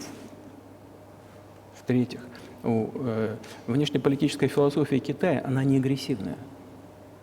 Она всегда ищет, внешнеполитическая мысль Китая, всегда ищет компромисс. И мы это видим. У нас это вот следующий пункт такой, нам все время говорят, и вы сейчас попытаетесь эту страшилку изложить в такой мягкой форме, но тем не менее, это та же самая страшилка. Вот объем сотрудничества с Китаем растет. Темпы роста сотрудничества Китая с Европой больше и выше, чем темпы роста сотрудничества с Китаем и Российской Федерацией. Спросите у европейцев, они не боятся? Может быть, и боятся, не знаю. Но на рынок Китая стараются попасть, во что бы то ни стало. Особенно, когда у них сейчас они сталкиваются с проблемами в экономике. И китайские предприятия осваивают европейский рынок. А что, разве мало присутствует китайский бизнес в США? Да, политические решения таковы, что они пытаются ограничить сотрудничество с Китаем. Господин Такер, себе во вред. Вы делаете это себе во вред. Ограничивая сотрудничество с Китаем, вы наносите себе ущерб. Это тонкая сфера. И простых линейных решений здесь нет. Так же, как с долларом. Поэтому, прежде чем вводить какие-то нелегитимные санкции, нелегитимные с точки зрения Устава Объединенных Наций, надо как следует подумать. По-моему, с этим проблема у тех, кто принимает решения. Вы минуту назад сказали, что сегодня мир будет намного лучше, если там не будет двух конкурирующих союзов, альянсов, которые друг с другом конкурируют. Но, может быть, сегодняшняя американская администрация, как вы говорите, как вы считаете, настроена против вас. Может быть, следующая администрация в США, правительство после Джо Байдена, захочет наладить с вами связи, и вы с ними захотите наладить связи. Или это не играет роли? Сейчас скажу, но чтобы закончить предыдущий вопрос. У нас 200 миллиардов долларов. Мы ставили задачу с моим коллегой, другом, с председателем Си Цзиньпинем, что в прошлом году в этом году даже должны были достичь 200 миллиардов долларов оборота торгового с Китаем. И мы превысили эту планку. По нашим данным, это уже 230 миллиардов. По китайской статистике 240 миллиардов долларов, если в долларах все считать, у нас товарооборот с Китаем. И очень важная вещь. У нас сбалансированный этот торговый оборот. И он дополняет друг друга и в высокотехнологичной сфере, и в сфере энергетики, и в сфере научных разработок. Он очень сбалансированный. Вот. Ну а что касается БРИКС в целом, Россия стала председателем БРИКС с этого года, то там страны БРИКС развиваются очень быстрыми темпами. Вот смотрите, дай бог памяти, чтобы не ошибиться, но в 92 году, по-моему, доля стран «семерки» в мировой экономике составляла 47%. Так? Это в 92 году. А в 2022 она упала где-то до, по-моему, 30 с небольшим. Доля стран БРИКС в 1992 году составляла всего 16%. А сейчас она превышает уровень «семерки». И это не связано ни с какими событиями на Украине. Тенденции развития мира и мировой экономики такими являются, о которых сейчас сказал. И это неизбежно. Это будет происходить дальше. Как солнце встает. Помешать невозможно. Надо к этому приспособиться. Как Соединенные Штаты приспосабливаются? С помощью силы. Санкций, давления, бомбардировок, применения вооруженных сил. Это связано с самонадеянностью. Люди не понимают в вашей политической элите, что мир меняется по объективным обстоятельствам. И нужно грамотно, вовремя, своевременно принимать правильные решения, чтобы сохранить свой уровень. Извините меня, даже если кто-то хочет уровень доминирования. Такие грубые действия, в том числе в отношении России, скажем, других стран, они приводят к обратному результату. Это очевидный факт. Уже сегодня это стало очевидно. Вы меня сейчас спросили, а вот другой руководитель придет и что-то изменит. Дело не в руководителе, не в личности конкретного человека. У меня очень добрые были отношения, скажем, с Бушем. И его там, знаю, в Штатах представляли каким-то там деревенским парнем, который мало чем соображает. Уверяю вас, что это не так. Я считаю, что в отношении России он тоже проводил достаточно, наделал тоже много ошибок. Я вам говорил про 2008 год и решение в Бухаресте об открытии дверей в НАТО Украины там, и так далее. Но это же при нем было. Он же давил там на европейцев. Но в целом у меня с ним были на человеческом уровне очень добрые, хорошие отношения. Он не дурнее любого другого американского или российского или вообще европейского политика, уверяю вас. Он все понимал, что он делает. Так же, как и другие. У меня и с Трампом были такие личные отношения. Дело не в личности лидера. Дело в настроениях элит. Если в американском обществе будет превалировать идея доминирования любой ценой, причем с помощью силовых акций, то ничего не изменится, только будет хуже.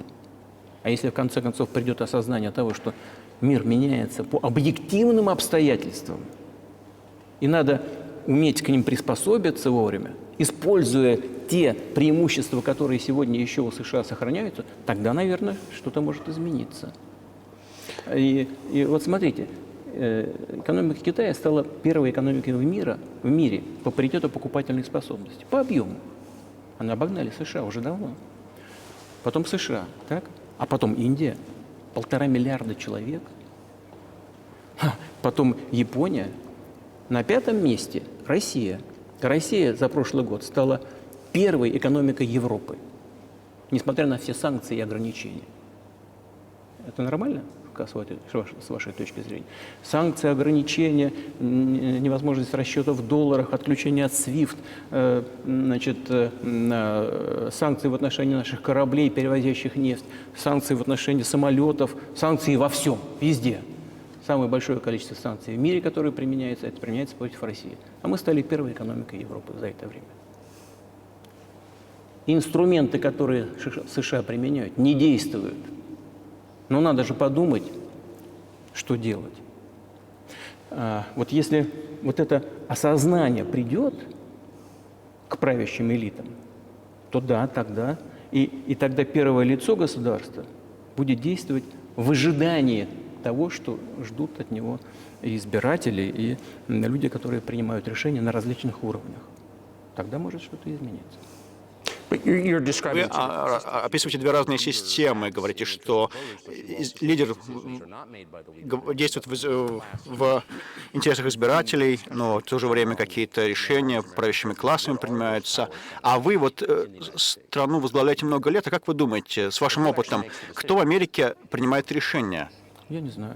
Это Америка сложная страна, такая очень, с одной стороны, консервативная, с другой стороны, быстро меняющаяся. Нам не просто в этом разобраться. Кто принимает решения на выборах, там, разве можно это понять, когда там в каждом штате свое законодательство, и каждый штат сам регулирует, кого-то может отстранить от выборов на уровне штатов. Да?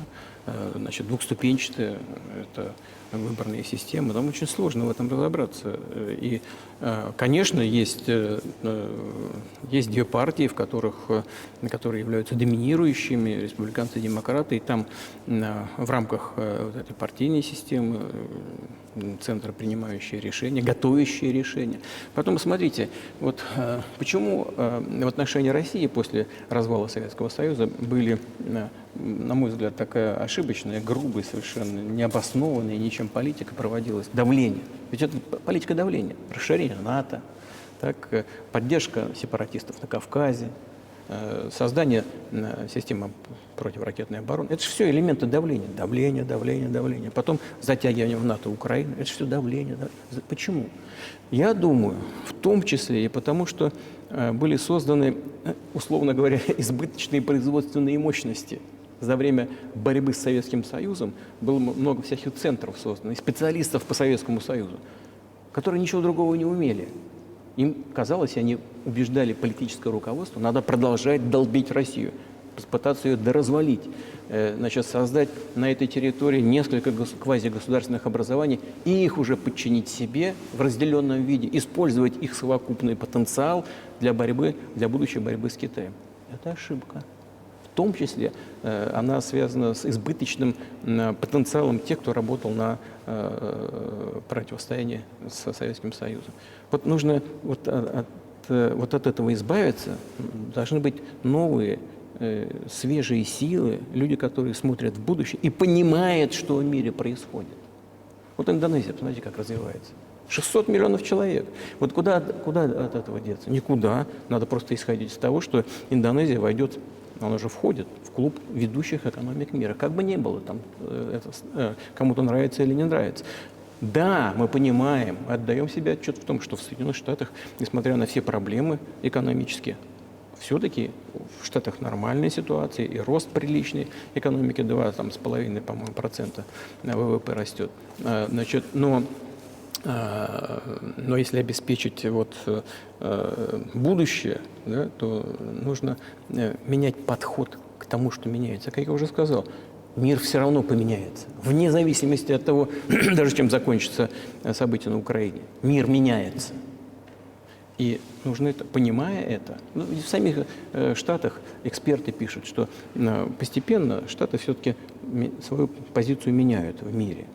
Сами ваши эксперты пишут, я их читаю просто. Вопрос только, как это будет происходить. Болезненно, быстро или мягко, постепенно. И это пишут люди, которые не настроены антиамерикански.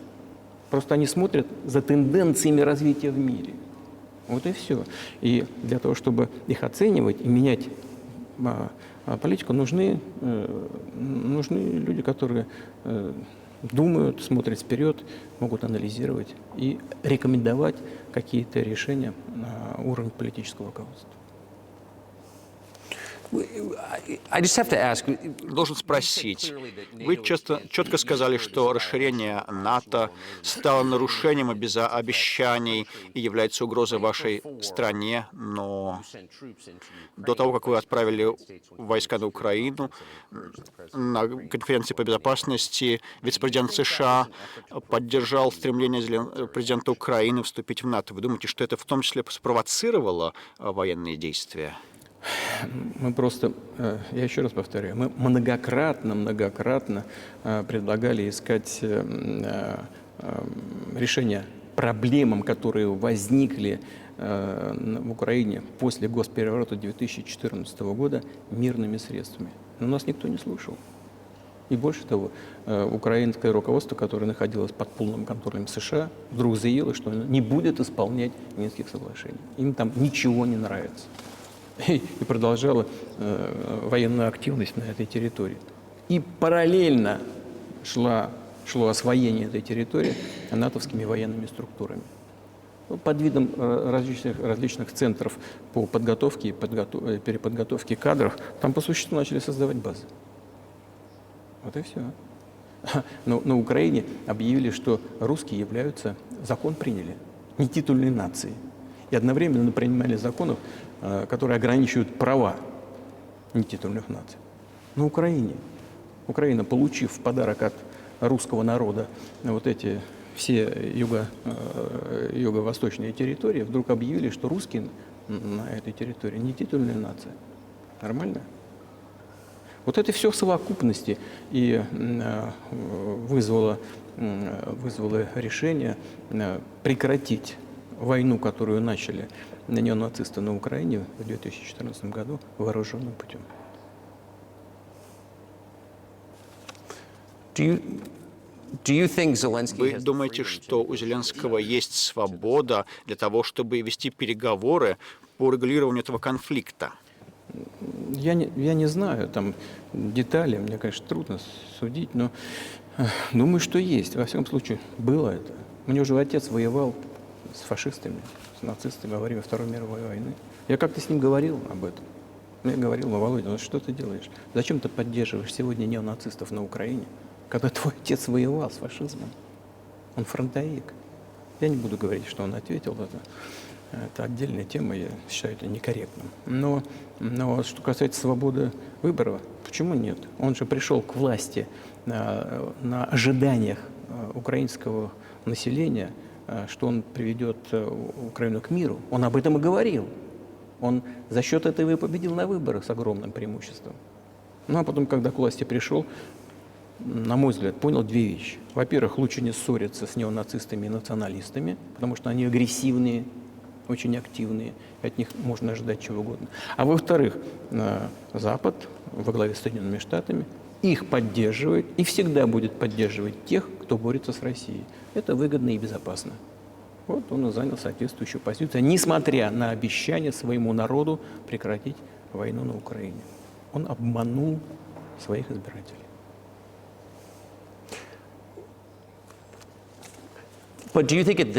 Считаете, что сейчас, вот 24 февраля 2024 года, у него есть свобода говорить с вашим правительством и попытаться как-то своей стране помочь, или, может быть, он может вообще сам это сделать? Ну, а почему нет? Он же считает себя главой государства, он победил на выборах. Хотя мы считаем в России, что все, что произошло после 2014 года, первичным источником власти является госпереворот. И в этом смысле даже сегодняшняя власть является ущербной. Но он считает себя президентом, в этом качестве его признают Соединенные Штаты, вся Европа, ну и практически весь остальной мир. А почему нет? Он может. Мы же вели переговоры с Украиной в Стамбуле. Договорились же, он же знал об этом. Более того, руководитель переговорной группы, господин Арахамия, по-моему, его фамилия, он до сих пор возглавляет фракцию правящей партии президента в Раде. Он же возглавляет до сих пор фракцию президента в Раде, в парламенте страны. Он до сих пор там сидит. Он даже поставил свою подпись предварительную на этом документе, о котором я вам говорю. Но потом он же публично на весь мир заявил: мы были готовы подписать этот документ. Но приехал господин Джонсон, тогда премьер-министр Великобритании, отговорил нас от этого и сказал, что лучше воевать с Россией. Они нам все дадут для того, чтобы мы вернули утраченное в ходе боестолкновения с Россией. И мы, сказал он, согласились с этим предложением. Ну, посмотрите, же опубликовано его заявление. Он сказал это публично. Могут они к этому вернуться или нет? То есть это вопрос, хотят они или нет. А после этого еще господин президент Украины издал декрет, запрещающий вести с нами переговоры. Ну пусть он отменит этот декрет, и все. Мы же не отказывались никогда от переговоров. Вот нам все время мы слышим: готова Россия, готова. Да мы не отказывались. Они же публично отказались. Ну что же, пускай меняет свой декрет и вступайте в переговоры. Мы не отказывались никогда. А то, что они подчинились требованию либо уговорам бывшего премьер-министра Великобритании господина Джонсона, ну, мне кажется, что это нелепо и очень, ну, как бы сказать, печально, потому что, как сказал господина Рахами, мы еще 1,5 года назад могли прекратить эти боевые действия, прекратить эту войну. Но нас англичане уговорили, и мы от этого отказались. Где теперь господин Джонсон?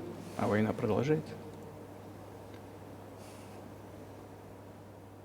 That's a good question. Where do you think he is, and why did he do that? Зачем он это сделал? Да хрен его знает, зачем это, я сам не понимаю. Общая установка была, почему-то у всех сложилась иллюзия, что Россию можно победить на поле боя. От самонадеянности и от небольшого ума. От чистого сердца, но не от большого ума.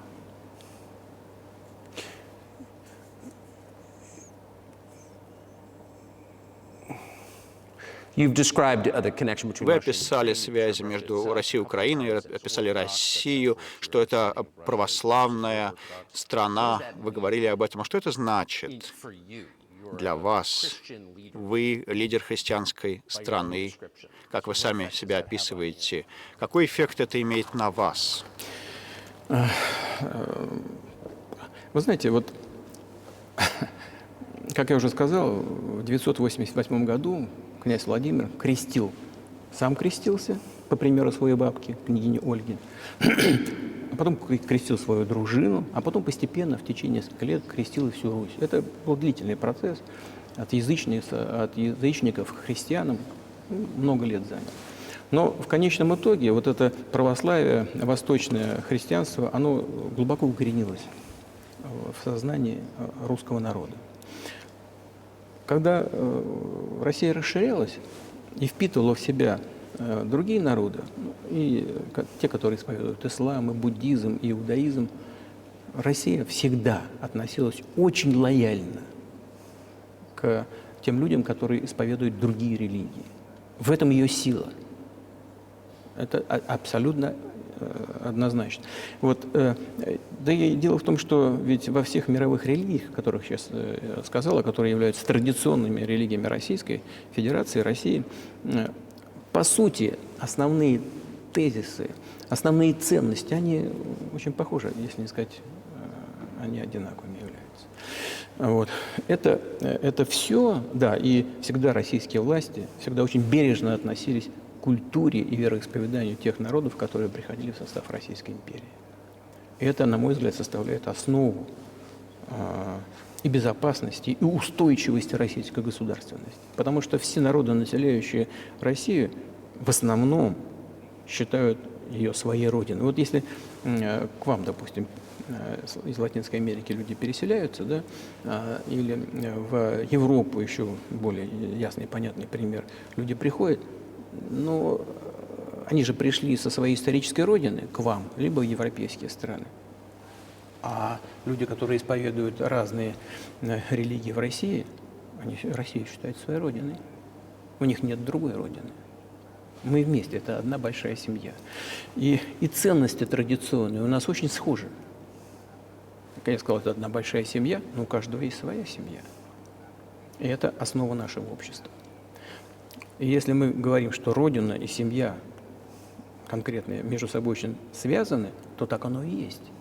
Потому что нельзя обеспечить нормальное будущее для своих детей, для своей семьи, если мы не обеспечим нормальное, устойчивое будущее для всей страны, для Родины. Почему в России так развит и так патриотизм?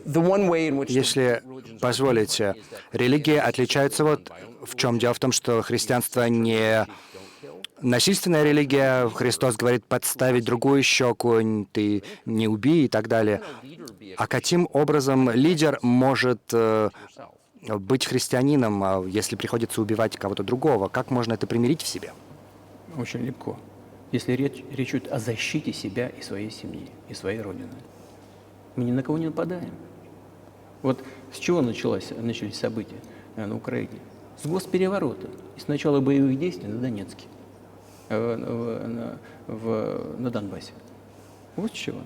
И мы защищаем своих людей, себя, свою родину и наше будущее. Что касается религии в целом, она, знаете ведь, она не во внешних проявлениях, не в том, чтобы ходить каждый день в церковь или бить головой в пол. она в сердце. И у нас культура такая человекоориентированная. И Достоевский, который очень известен на Западе, как гений русской культуры, русской литературы, много об этом говорил, о русской душе. Вот все-таки западное общество, оно более прагматичное. Русский человек, российский человек, он думает больше о вечном, думает больше о ценностях, моральных, нравственных. Не знаю, может быть, вы со мной не согласитесь, но все-таки западная культура, она все-таки более прагматична. И это, в принципе, я не говорю, что это плохо. Это дает возможность вот сегодняшнему этому золотому миллиарду добиваться хороших успехов в производстве, даже в науке и так далее. Здесь нет ничего плохого. Я просто говорю, что мы вроде как выглядим одинаково, но сознание немножко по-разному выстроено. И это, конечно, нам нужно... So do you see the supernatural at work? То есть вы считаете, что что-то сверхъестественное тут действует? Когда вы смотрите на происходящее в мире, видите ли вы дела Господни? Говорите ли вы себе, что тут я вижу действие каких-то сверхчеловеческих сил? Да нет, я, честно говоря, так не думаю. Я думаю о том, что мировое сообщество развивается вот по своим внутренним законам, и они вот такие, какие есть. От этого никуда не деться. И это так было всегда в истории человечества. Одни народы и страны поднимались, размножались, укреплялись, потом они сходили с международной арены в таком качестве, к которому они привыкли. Мне, наверное, не нужно приводить эти примеры, но начиная с тех же самых ордынских завоевателей, с Чингисхана и потом с Золотой Орды, заканчивая Великой Римской империей. В истории человечества, кажется, ничего такого больше не было, как Великая Римская империя. Тем не менее, потенциал варваров постепенно накапливался, и под их ударами Римская империя развалилась, потому что варваров стало больше. Значит, они начали в целом хорошо развиваться, ну, как мы сейчас говорим, экономически, они стали укрепляться. И тот режим, который в мире был навязан Великой Римской империей, он развалился. Правда, разваливался долго, 500 лет. Этот процесс разложения Великой Римской империи шел 500 лет. Сегодняшняя ситуация, разница в сегодняшней ситуации в том, что процессы изменения сегодня идут гораздо быстрее, чем во времена Великой Римской империи. So when does the AI empire start, do you think? Ну, когда начнется тогда империя ИИ, искусственного интеллекта? Меня все в более сложные вопросы погружаете.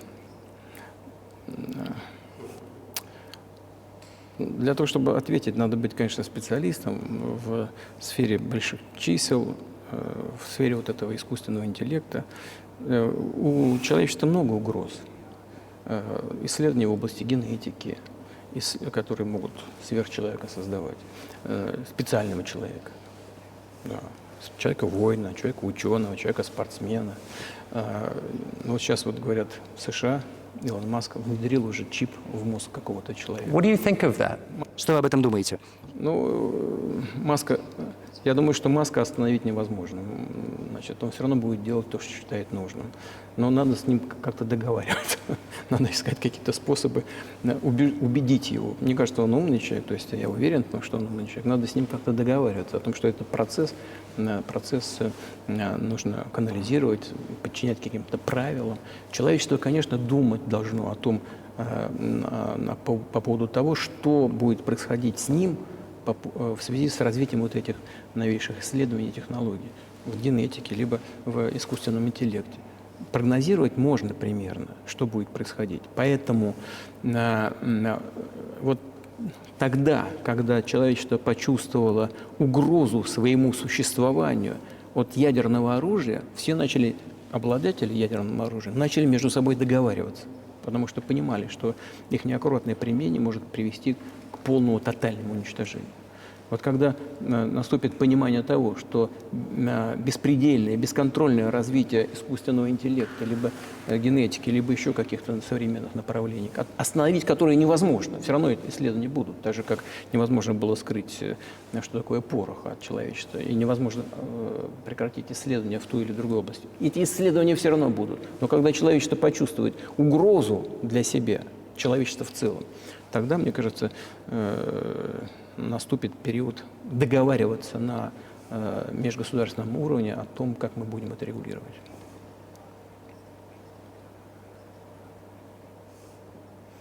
I appreciate all the time you've given us. Спасибо вам большое за то время, которое вы нам уделили. Я хочу задать еще один вопрос. Иван Гершковец, ему 32 года, американский журналист, он находится в заключении уже в течение более чем года. Это большая история в США. Я хочу спросить у вас, вы готовы ли бы в качестве жеста доброй воли освободить его для того, чтобы мы отвезли его в США?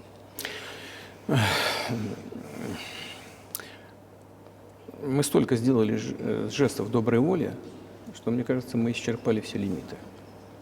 Нам никто на жесты доброй воли аналогичными жестами ни разу не ответил. Но мы, в принципе, готовы говорить о том, что мы не исключаем того, что мы можем это сделать при встречном движении со стороны наших партнеров. И когда я говорю партнеров, я имею прежде всего в виду представителей специальных служб. Они в контакте между собой, и они обсуждают эту тему.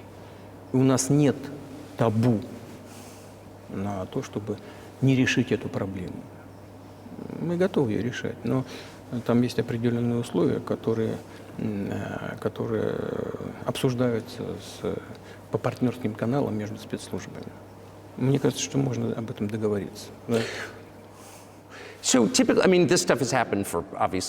Ну, конечно, все происходит в течение веков. Страна ловит шпиона, задерживает его и потом обменивает на кого-то. Конечно, это не мое дело, но отличается эта ситуация тем, что этот человек совершенно точно не шпион. Это просто ребенок. И, может, он, конечно, нарушил ваше законодательство, однако он не шпион и совершенно точно не шпионил. Может быть, он находится все-таки в другой категории. Может быть, несправедливо было бы просить в обмен на него кого-то другого. Вы знаете, можно как угодно говорить, что такое шпион, что не шпион, но есть определенные вещи, предусмотренные законом. Если человек получает секретную информацию, делает это на конспиративной основе, то это называется шпионаж. Он этим именно и занимался. Он получал закрытую секретную информацию, причем делал это конспиративно. Не знаю, может быть, его втянули, кто-то мог втянуть его в это дело. Может, он сделал все по неосторожности, по собственной инициативе. Но по факту это называется шпионаж. Поэтому здесь и все доказано. Ведь его взяли с поличным при получении этой информации. Если бы это были какие-то надуманные вещи, придуманные, недоказанные, то это была бы другая история. Но его с поличным взяли, когда он получал секретную информацию на конспиративной основе. Ну как, что это такое? Значит, повторю еще раз. Вы говорите, что он работал на американское правительство, на НАТО, или же он просто журналист, который получил информацию, которая не должна была оказаться в его руках? Мне кажется, все-таки есть разница между двумя этими категориями. Я не знаю, на кого он работал. Но повторяю еще раз. Получение секретной информации на конспиративной основе называется шпионаж. Он работал в интересах американских спецслужб, каких-то других структур. Я не думаю, что он работал на Монако. Вряд ли Монако заинтересован в получении этой информации. Но это спецслужбы должны между собой договориться, понимаете? Есть определенные наработки там. Есть люди, которые тоже, по нашему мнению, не связаны со спецслужбами. Послушайте, вот я вам скажу, сидит в одной стране союзника Соединенных Штатов, человек, который из патриотических соображений ликвидировал в одной из европейских столиц бандита. Во время событий на Кавказе, знаете, что он делал? Не хочется говорить, но тем не менее скажу. Он выкладывал наших солдат, взятых в плен, на дорогу, а потом машиной проезжал по их головам. Что это за человек? И человек ли это? Ну, нашелся патриот, который ликвидировал его в одной из европейских столиц. Вот сделал он это по собственной инициативе или нет, это другой вопрос. Ну, вот он... Да, но Иван Гершкович ничего подобного не делал. Это совершенно другая история. Он делал другое. Он просто журналист. Да, он не просто журналист. Я повторяю еще раз, это журналист, который получал секретную информацию на конспиративной основе. Вот. Ну да, это другая история совсем. Я просто говорю про тех людей, которые находятся, по сути, под контролем властей США, где бы они ни сидели в тюрьме. И между спецслужбами идет диалог. Это должно решаться тихо, спокойно, на профессиональном уровне. Контакты есть, пусть работают. Я не исключаю, что и тот человек, о котором вы сказали, господин Гершкович, может оказаться на родине. Почему нет? Это бессмысленно, более или менее, держать его в тюрьме в России. Но пусть и наши коллеги наших сотрудников спецслужбы на американской стороне тоже подумают, как решить те проблемы, которые стоят перед нашими спецслужбами. Мы не закрыты для переговоров. Более того, эти переговоры ведутся. И было много случаев, когда мы договаривались. Можем еще договориться. Но только надо договариваться.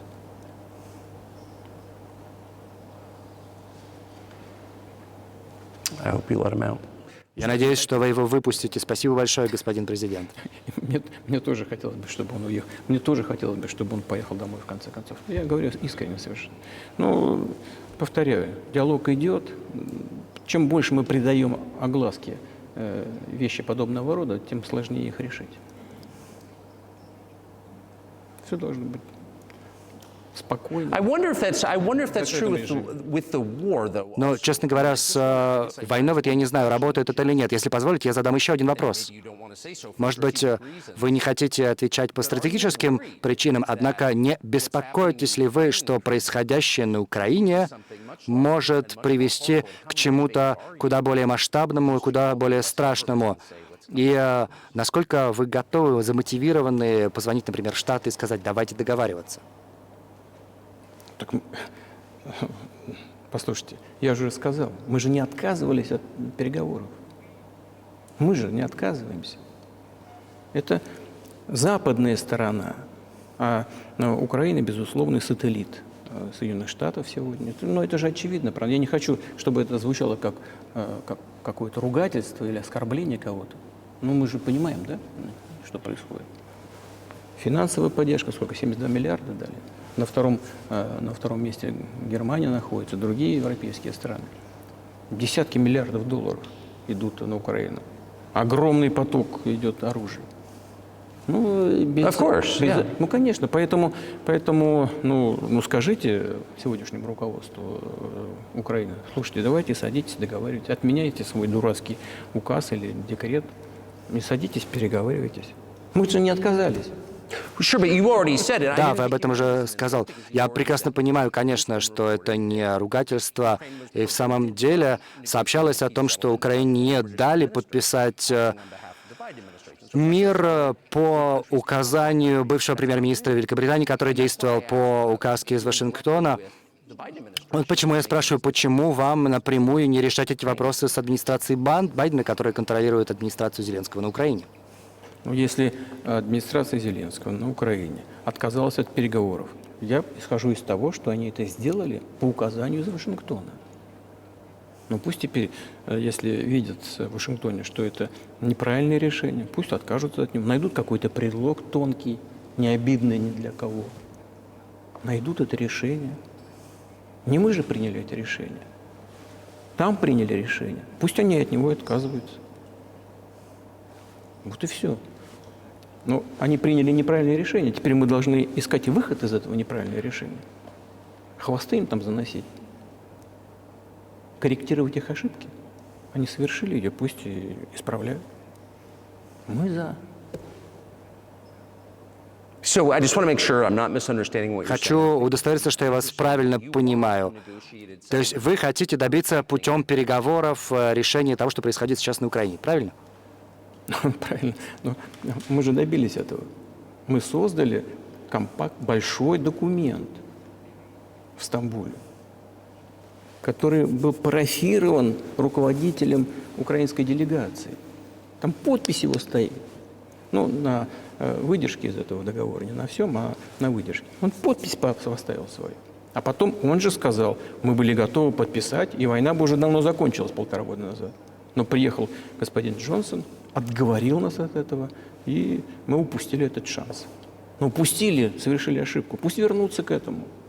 Вот и все. Но почему мы должны суетиться там? И исправлять чьи-то ошибки? Я понимаю, можно сказать, что наша ошибка, что мы интенсифицировали действия и с помощью оружия решили прекратить эту войну, как я сказал, начатую в 2014 году на Донбассе.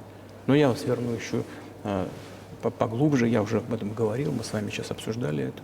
Тогда вернемся в 91 год, когда, значит, нам обещали НАТО не расширять. Вернемся в 2008 год, когда ворота в НАТО открыли. Вернемся к Декларации о независимости об Украине, когда она провозгласила себя нейтральным государством. Вернемся к тому, что базы НАТО, и американские базы, английские стали возникать на территории Украины, создавать нам эти угрозы. Вернемся к тому, что госпереворот совершили на Украине в 2014 году. Ну, бессмысленно, правда? Можно вот этот шар катать туда-обратно бесконечно. Но они же прекратили переговоры. А ошибка? Да. Исправьте ее. Мы готовы. Чего еще-то? Do you think it's too humiliating at this point? Не считаете ли вы, что было бы слишком унизительно для НАТО сейчас признать за Россией контроль того, что 2 года назад составляло украинскую территорию? Я же сказал, что пусть подумают, как сделать это достойно.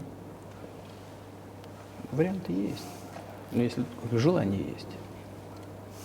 Вот до сих пор шумели, кричали, надо добиться стратегического поражения России, поражения на поле боя. Ну, теперь, видимо, осознание приходит, что это не просто сделать, если вообще возможно. По моему мнению, это невозможно по определению. Этого не будет никогда. Мне кажется, сейчас осознание этого пришло и к тем, кто контролирует власть на Западе. Но если это так, и если это осознание пришло, ну, подумайте теперь, что делать дальше. Мы готовы к этому диалогу. Больше того, ну ладно, это уже будет излишне. Would you be willing to say congratulations? Готовы ли бы вы сказать, например, НАТО, поздравляю, вы победили, давайте ситуацию сохраним вот в том виде, в каком она сейчас? Ну, вы знаете, это предмет переговоров. Это предмет переговоров, который с нами никто не хочет вести. Ну, или, точнее сказать, хотят, но просто не знаю. Я знаю, что хотят. Я не только вижу это, но я знаю, что хотят. Но никак не могут понять, как это сделать. Ну, додумались же, довели до той ситуации, в которой мы находимся. Это вот не мы довели, а наши партнеры, оппоненты до этого довели. Ну, хорошо, теперь подумают, как это повернуть в другую сторону. Мы не отказываемся.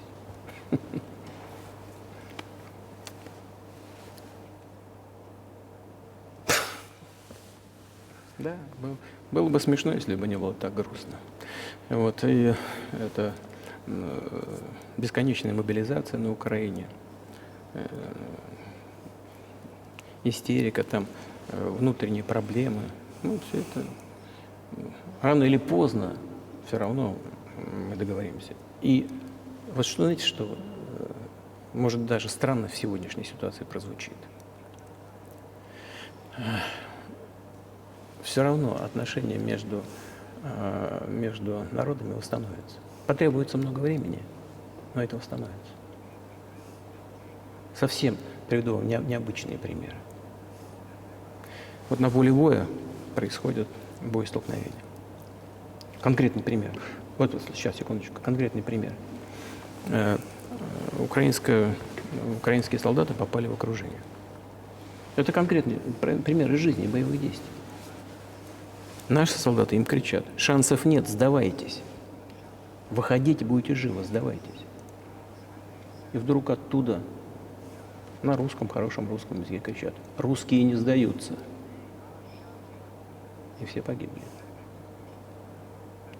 Они до сих пор русскими себя ощущают. В этом смысле то, что происходит, это в известной степени такой элемент гражданской войны. И все думают, что на Западе, думают, что вот боевые действия навсегда растащили вот одну часть русского народа от другого. Нет. Воссоединение произойдет. Оно никуда и не делось. Почему украинские власти растаскивают русскую православную церковь? Потому что она объединяет не территорию, а душу. И никому не удастся ее разделить.